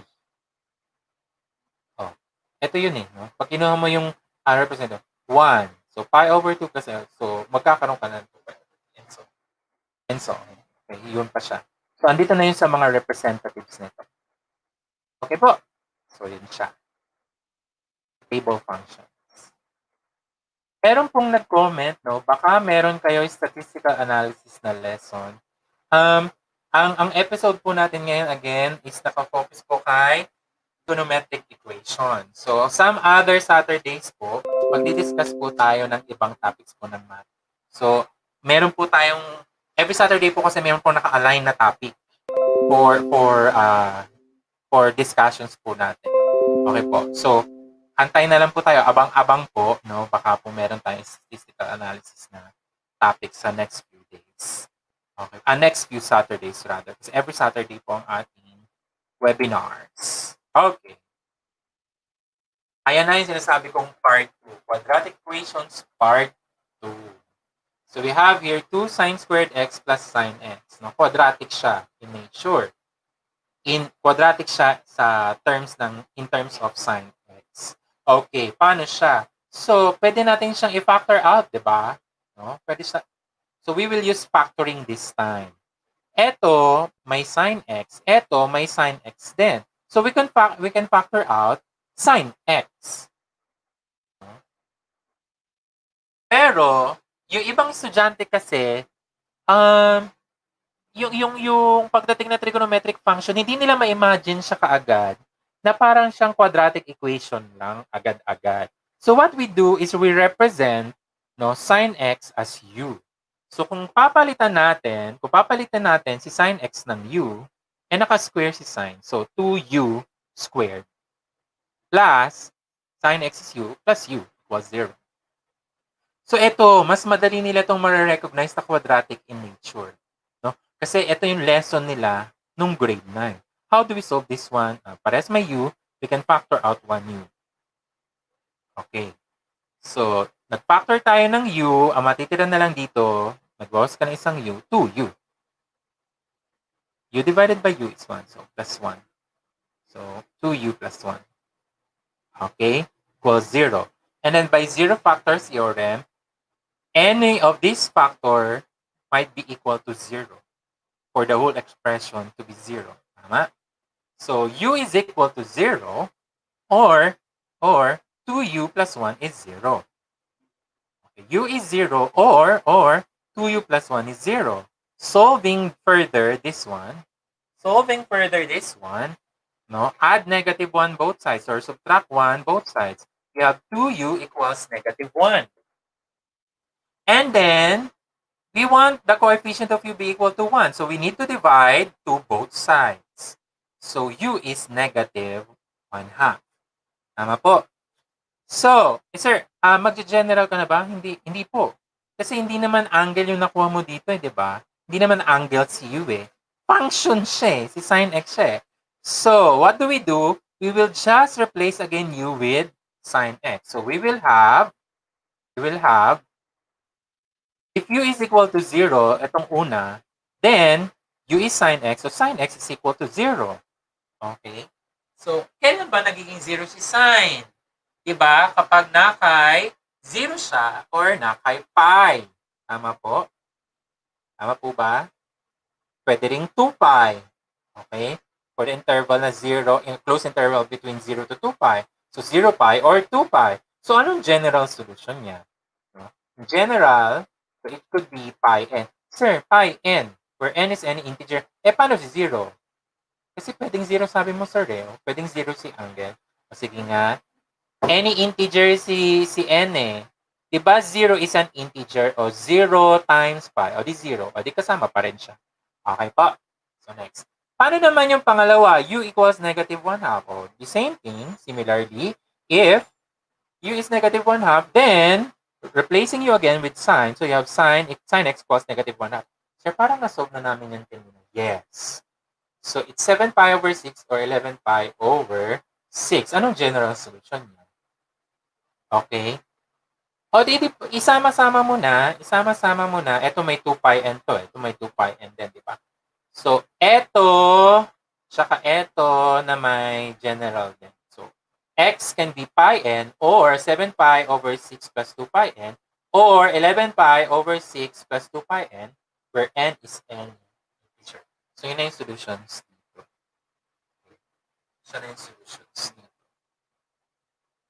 Sir, pwede namin makita kay Casio. Sige nga, gamitan natin ang table mode. Yan, naka-table mode tayo. Okay. Burahin natin yung nasa calculator. Delete. 2 sin x. Again, yung square natin after ni angle, no? Plus sin x equals. And then the right side is 0. Parehas pa rin, yung ating increment pa rin is pi over 6. So, price equals. Ayan, 0. Equals sila 0. Pi over 6, hindi. 2 pi over 6, hindi. 3 pi over 6, hindi. 4 pi over 6, hindi. 5 pi over 6, hindi. 6 pi over 6 equal. Yan ang lowest term ni 6 pi over 6. Diba 6 divided by 6, 1? O di pi. So, tama. Meron tayong pi. 7 pi over 6, uy, equals 0 ulit. Ayun, 7 pi over 6. 8 pi over 6, 9 pi over 6, 10 pi over 6, 11 pi over 6. Ayun. Okay? And then 12 pi over 6. Ayan, 0 pa rin, no, sir? So 2 pi. O, ando na yun. Andi dito na yun. When n is 2, because 2 is an integer, di 2 pi. Okay, 2 pi. Ano po? So yun siya. So andito na yung ibang representatives ng coterminal angles. Di ba, ang saya kapag table mo. Madali mo na makikita yung mga solutions. Okay, hindi ka na mag-inverse. Okay po. So next. Number 2. Okay, number 2. You have here 2 sine squared x minus 5 sine x plus 3. So, the same thing.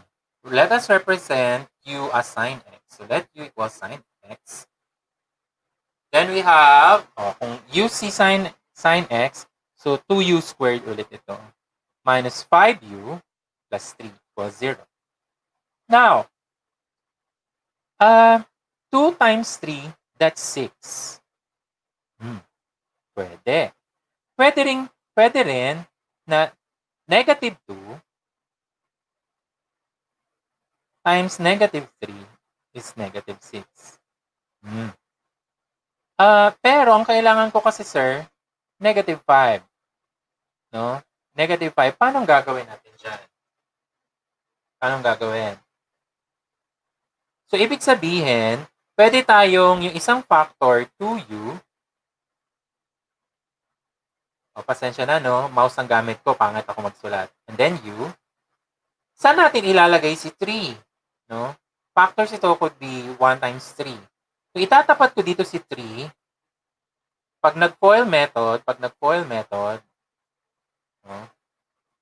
3u, tapos ito 2u. Pwede. Magkakaroon ako ng 5 pag inad ko sila. So, dito ko dapat si 3. Tama? Dito ko dapat si 3. Para 3u, tapos dito si 1, 2u. Kasi 3 times 1, 3. Tama po? Yun yung factors ni 3 1 at saka 3. Then 2u and u, that's 2u squared. Paano kung magkakaroon ng negative 5, sir? Negative times negative is positive. So, negative 3, negative 1. Tama, sir. Negative 3u, negative 2u, kaya negative 5u pag pinag-add. Okay? So, those are the factors. So, burahin ko lang, no? Pointers, erase. Erase points na. Yan. So, next. By factoring, now we have 2u minus 3 times the binomial 2u minus 3 times the binomial u minus 1 is equal to 0. By factoring. Pinakita naman natin kanina kung paano yung factoring yan, no? So, paano yan ngayon? Sabi natin kanina, no? By zero factors theorem,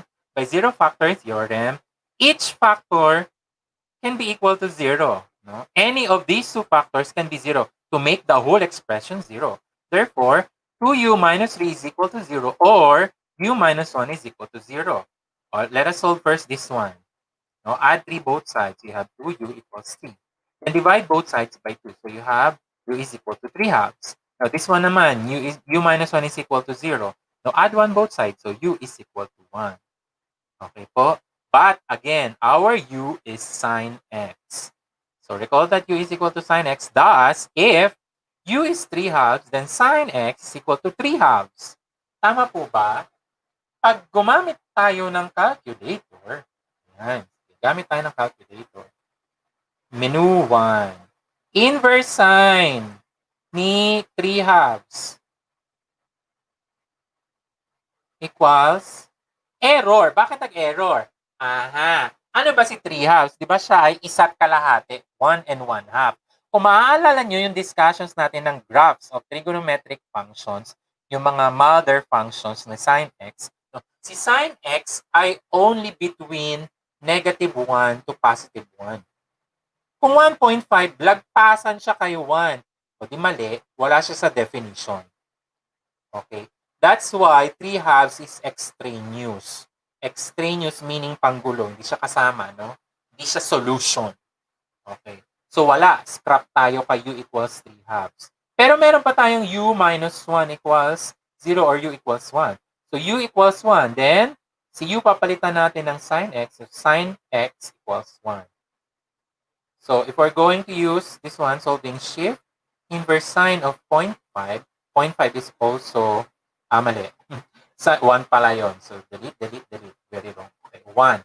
Inverse sine of 1, you have pi over 2. Okay. This is the only solution. General solution natin, pi over 2 plus 2 pi n, where n is integer. Kasi ang susunod na co-terminal niya is, naka-differ na ng 2 pi n. Okay po. Okay. So let's have the third, no? Let's have the third. This time you have cosine squared x plus 3 cosine x minus 1 equals 0. Okay, this time let us represent cosine x as u. So this will be u squared plus 3u, cosine x is u, minus 1 equals 0. Okay? So we use substitution and then magpa-factoring tayo ulit. Now, so, no, pointer options, okay. So, ang possible na factors niya ay ito. Again ha, pagpasensya ng sulat, naka-mouse lang tayo. This is u, this is u. No, factors ni 1, 1 din, tsaka 1. Dahil negative, sa dapat positive, sa negative. Oops, sir. Hindi pwede kasi this is positive u, this is negative u. Magsi-0 siya, hindi naman 0 middle term. Meaning, this is not factorable. Sir, paano nang gagawin namin? Paano nang gagawin namin dyan? So, you can either use other possible ways in solving quadratic equations. Diba? There are so many ways. Extracting the square root, by factoring, by completing the square, or by the famous quadratic formula. Paano nga ulit yung quadratic formula? Yung x equals negative b plus or minus square root of b squared minus 4ac all over 2a, the quadratic formula. O, diba? So, this is yun, no? This is the numerical coefficient of the second degree term, which is a. This is the numerical coefficient of the linear term, which is b. And this is your constant term, which is c. A, b, c. Your a is 1, b is 3, and c is negative 1. So, by using quadratic formula, we have u, kasi u yung variable natin, is equal to negative b. Your b is 3, so negative 3.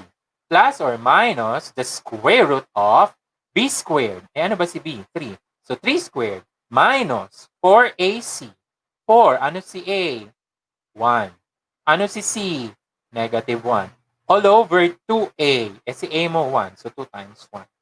Alright? So, 3 squared, 9. Negative 4 times negative 1 is positive 4, so 13. So, u must be negative 3 plus or minus the square root of 13 over 2. So, dalawa yung values niya. Negative 3 plus the square root of 13 all over 2, or negative 3 minus the square root of 13 all over 2. But what is u? Cosine. So, ibabalik natin doon. Thus, if u is negative 3 minus square root of 13 over 2, then cosine of negative x is equal to negative 3 minus square root of 13 all over 2. Let us try to approximate this one. Let us try to approximate square root of 13. Okay, square root of 9 is 3. Square root of 16 is 4. 13 is between 9 and 16. Meaning, square root of 13 is greater than 3. So, it's 3 point something. Tama? Negative 3 minus 3 point something will be negative 6 point something. Tama? When you divide that by 2, it's negative 3 point something. Tama po? Again, recalling cosine, the definition natin ni cosine, ang values lang niya is between negative 1 to positive 1. Eh, sabi mo, eto sir, is negative 3 point something. O di lagpasa na siya kay negative 1. Therefore, this is extraneous. Again, it's extraneous. So, wala siya. Wala siyang bilang. Okay? Hindi siya kasama sa solution. O di, huwag na natin pag-aksayan ng panahon yan. So, pangalawa, kung plus naman. Negative 3 plus square root of 13, ay, okay, dapat may equal yan. Dapat may equal. Ayan, dapat may equal. So, siguro sa anto ko na kagabi, nagkulang na, no? Nagkulang na siya. Then, cosine x, negative 3 plus square root of 13 all over 2. Again, sabi mo kanina, sir, this is 3 point something. So, pag nagdagdag ka ng negative 3 plus 3 point something, it's 0 point something. Positive siya. O, tapos i-divide mo pa yung 0 point something ng 2, di mas maliit siya lalo. So, nandun siya sa interval. So, tama siya. Okay? For cosine to be positive, no? For cosine to be positive, it should be either in quadrant 1 or quadrant 4. O, dahil hindi siya special angle, wala ka ng choice. Gagamit ka na talaga ni calculator. Okay? So, paano yun? Inverse cosine. No? Neto, inverse cosine neto. So, it's a fraction ni negative 3 plus square root of 13 all over 2. And that is 1.26. Okay? Sir, nasa quadrant 1 pa rin po ba siya? Diba ang ating quadrant 1 is 0 to pi over 2. So, 3.14 divided by 2 is, ano yun? Diba? Ang 3 is 1.5. O dahil 3.4, mas mahigit siya kay 1.5. Eh, wala pa nga itong 1.5. Yung nakuha natin na value, wala pang 1.5. So, it's in quadrant 1. Sabi natin, kapag angle in quadrant 1, it is a reference angle. So, our first value is 1.26. No? Paano makukuha yung nasa fourth quadrant? Again, subtract the reference angle from 2 pi. So, 2 pi minus the reference angle, that's 5.01999. So, rounding off to 2 decimal places, that's you have 5.02. And then getting the other coterminal angles of this, so you have, this is your general solution now. This is your general solution now. Okay. Next ko po is using trigonometric identities. Okay po. Water break lang po ako. Ano lang, mabilis lang. Kasi, nanunuyo na po yung lalamunan ko. Bawal po yun. Diba? We have to take care of our lalamunan.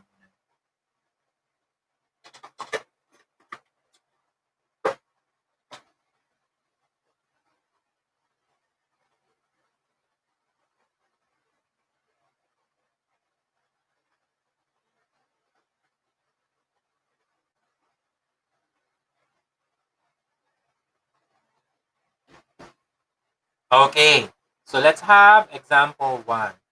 Cosine 2x is equal to cosine x. Now, although no, the equation is in single trigonometric function, which is cosine, but the left side is in double angle, and the right side is normal cosine. Okay, so paano yun? So we will use trigonometric identities. Okay, so how do we do that? Using the double angle formula, no, cosine 2x, no, which is cosine 2 theta, is also the same as 2 cosine squared theta minus 1. O di, etong nasa kaliwa natin, papalitan natin ng 2 cosine squared x minus 1. So ito na siya, cos cosine x. And then, o di ba, alam na natin ito nagagawa na natin siya doon sa mga previous equations. So, gawin natin dito, no? Ilagay natin sa left side. Magiging 2 cosine squared x minus cosine x minus 1 was 0. So, mag-factoring tayo. This is 2, this is 1. Paano gagawin? Okay. So, 2 cosine x. Again, bear with my handwritings, no? Dahil mouse lang po ang gamit ko. Ayan. Cosine x minus 1.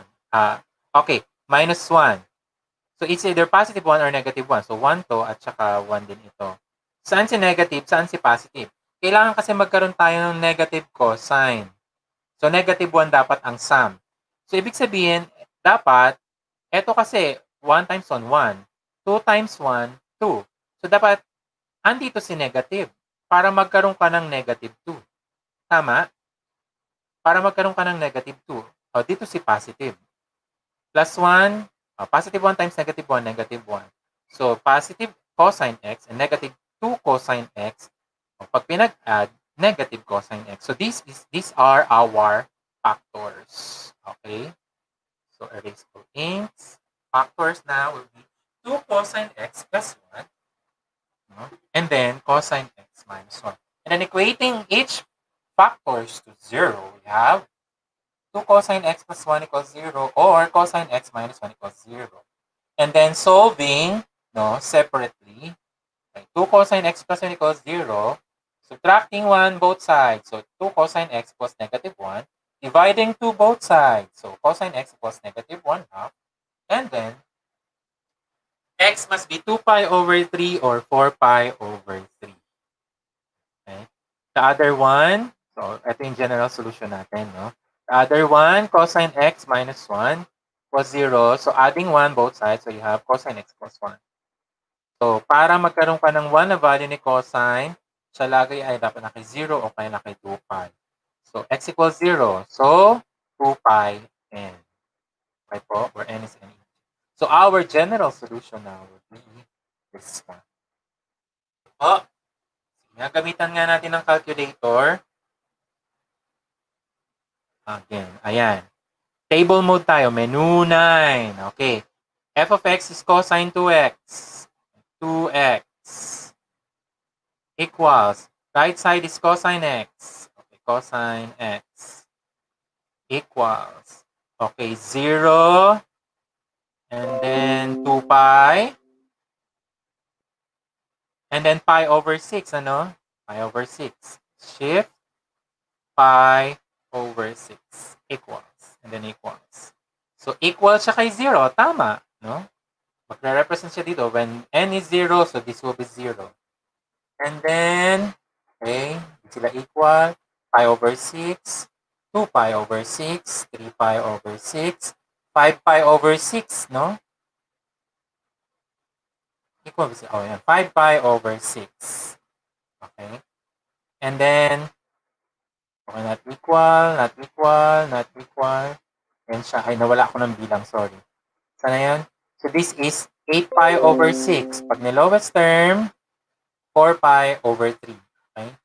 And then, okay, nawala ako. So this is 10 pi over 6. So that's 5 pi over 6. And then, ayun, equal ulit sa 2 pi. Okay. Mga co-terminal angles. Okay. Okay. Next. Solve for x. Okay. Last slide na, no? Last slide na. So, 3 cosine x plus 3 equals 2 sine squared x. Magkaiba sila. This is in terms of cosine. This is in terms of sine. So, ang gamitin naman natin, either we write them all in cosine or we write them all in terms of sine. Pero, parang mas madali siya kung in terms of cosine. No? Para magawing quadratic siya. No? We will use the Pythagorean identity. Okay. Sine squared theta is equal to 1 minus cosine squared theta. So, etong sine squared theta, papalitan natin ng 1 minus cosine squared theta. Pero this is in x, so dapat in x. So, copy mo lang to, 3 cosine x plus 3 equals 2 times. Yung buong ito ay 1 minus cosine squared x. So, ito yon. And then, we will use distributive property. Just copy this, and then 2 times 1 is 2. And then 2 times negative cosine squared x is negative 2 cosine squared x. That's it. And then, all these terms, lagay natin sa left side. So, magiging positive 2 cosine squared x plus 3 cosine x. And then, this is magiging minus 2. So, 3 minus 2 is 1. Okay? So, again, factoring. No? Kaya bang i-factor, sir? Try. 2 cosine x. Then cosine x. Okay. This is 1. This is 1. Okay. Positive 1. So, either positive 1 or negative 1.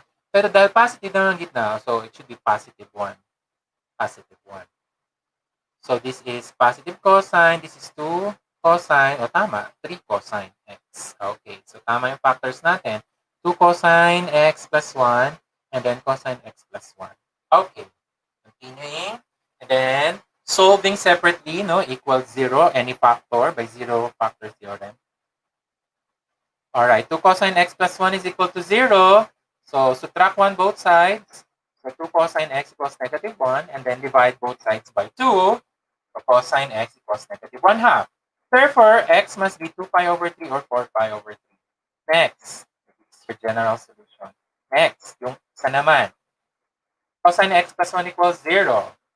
Cosine x equals negative 1. So, x equals pi. Tama po. So, general solution niya, pi plus 2 pi n, where n is, of course, any integer. So, pagsamahin yung dalawa, so you have there.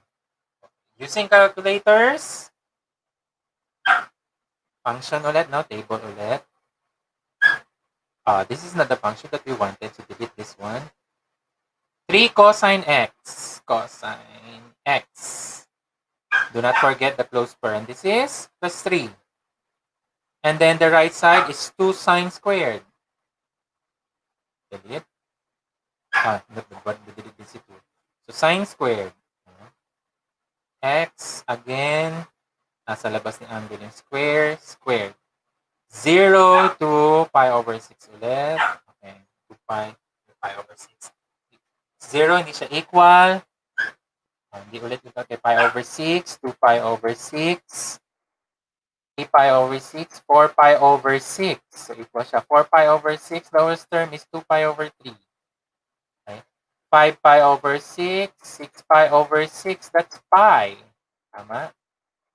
7 pi over 6, 8 pi over 6, so equal na 1.5. 8 pi over 6 lowest term is 4 pi over 3. 9 pi over 6, 10 pi over 6, 11 pi over 6, and then 2 pi. Wala na. Okay, so thank you, no? So I hope you were able to learn na kung ano man po yung mga diniscuss ko today. I hope you were able to grasp something. Okay po. And before I give you back to Sir Buds, I'll give you my parting words. No? If you never try, you'll never know. Kung hindi niyo po susubukan, hindi niyo po malalaman kung paano gagawin. So, thank you so much. Never be afraid to try something. Okay po. I'll give you now back to Sir Buds. Sir Buds. Wala pa yata, sir. Ma'am Villena.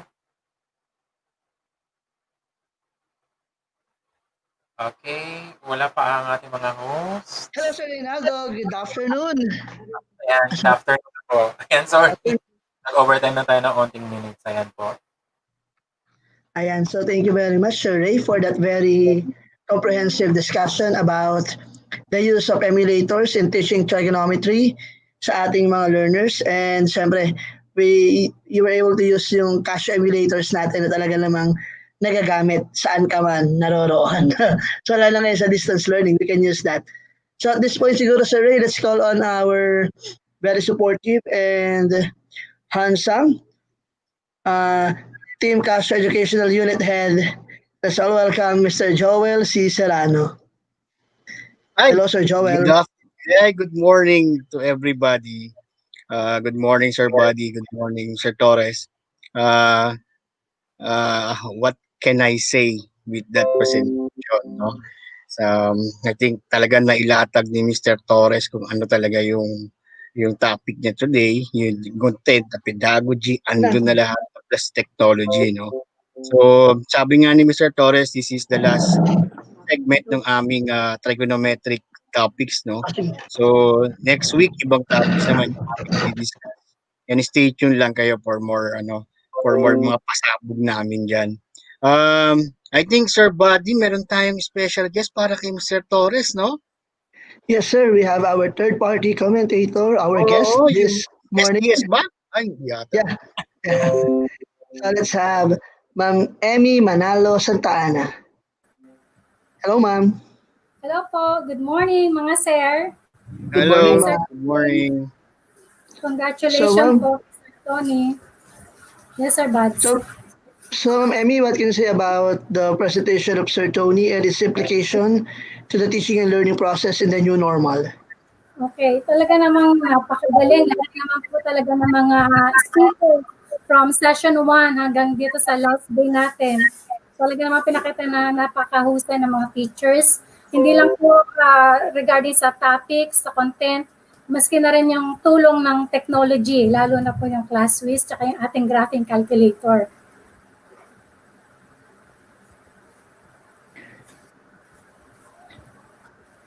As a parent, Ma'am Emmy, paano mo a-apply ba yung tinuro ni Mr. Tony as a parent? No?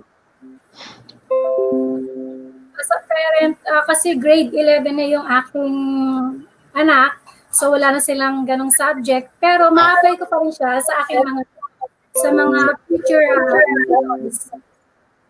Future, okay.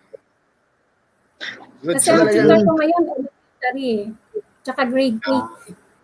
Okay. So, ayun, no, talagang nakita natin na from different point of view na talagang itong Casio emulators, we can use it. Meron nga lang siya applicability lalo na sa senior high school and junior high school. And sabi nga natin, no, when we started this webinar, we are not introducing calculators para hindi na matutunan ng mga learners yung traditional way on how to solve it.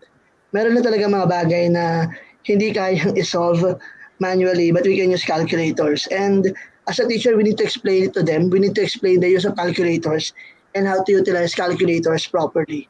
Di ba, Sir Joel? Sir Buddy, meron kasing phone-in question dito para kay Mr. Torres. Yes, sir. Sabi dito, kung Yes, sir. as a teacher ba, ano ba marerekomenda mo para sa bata? Is it mag-download ng emulator or gumamit ng physical calculator? Kung estudyante, kung meron naman ng laptop na pagda-download ng emulator, okay lang naman si emulator, no? Pero kung wala na, kasi may mga estudyante na cellphone lang gagamitin for online learning, plus ng laptop. So it's better to use, syempre, yung handheld calculator. The physical calculator Di ba itself. po? And then, I think so. yung physical calculator, para magamit mo din sa mobile phone niya, si Casio Edu Plus.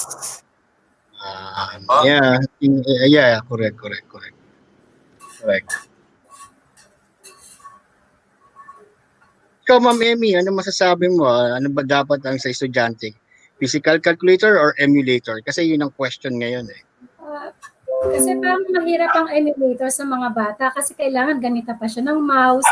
Tapos kailangan ang screen mo medyo malaki kasi yung emulator kakain ng space eh.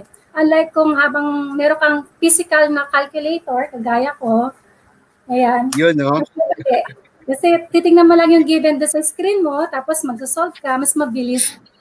Napapadali niya yung computation. Natatagalan ako sa emulator actually. Mas maganda yung pink dyan. Yeah. Physical. Yung physical, wala na. Ubus na eh. Okay. So, yun. So, talagang, not sure, maganda yung tanong ni Sir Joel is between the physical or yung online, pero we need to consider yung available resources natin.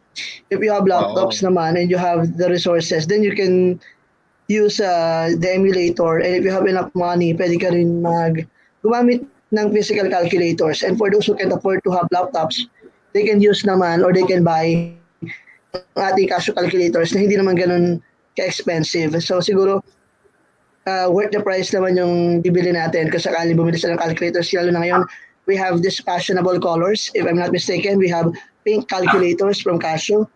So, I think sold out na yata. Yeah. Sold out na.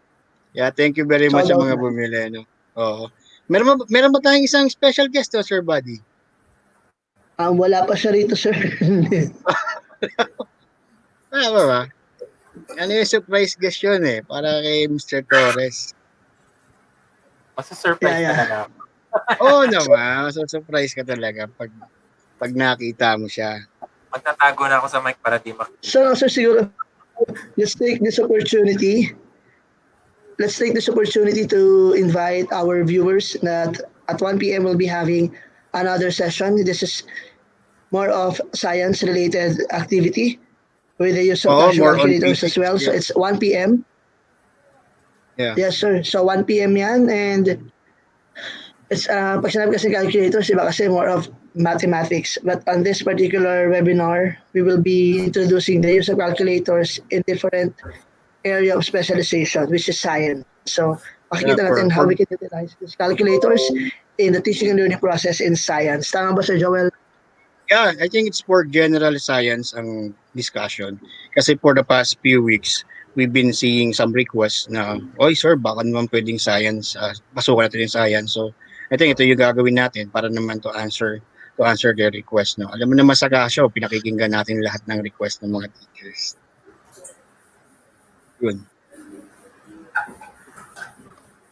Mr. Torres, ready ka na ba sa special guest natin?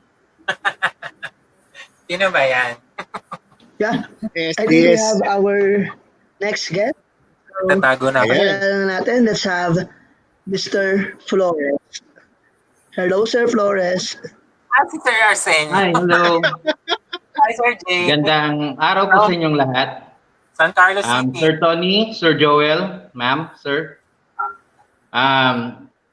Masasabi ko lang talagang every time na nagsasalita or nagre-present si Sir Tony sa mga seminars, lagi ko na nakakasama ko rin siya. Talagang naa-amaze pa rin ako. Every time naa-amaze ako. Lalo na how he delivers yung mga presentation niya. Kasi para sa akin, it's so effective. Napaka-effective talaga. And ang advice ko talaga sa mga teachers natin, gayahin nyo kung paano nag-represent si Sir Tony. Kasi sa ginagaya ko siya even in my classroom instruction, ginagaya ko kung paano siya nag-present. And it is very effective. Now, effective in a way na kung paano siya mag-present, nakaka-motivate kasi. At dahil doon, alam nyo naman ang nagiging problema natin lahat is how to motivate yung mga bata. And the way he present yung mga topics niya, it is really invigorating. Yung mga reluctant na mga students nagiging motivated. So, doon pa lang talagang, kumbaga, Sir Tony set a blueprint for effective instruction, especially on online. Kaya for that, congratulations, Sir Tony. The best ka talaga, idol kita. And for the Casio team, laking pasasalamat ko sa inyo dahil you continue, walang sawa kayong sumusuporta sa aming mga mathematics teacher. And rest assured also, susuportahan naman namin ang Casio dahil talagang nakakatulong din sa amin.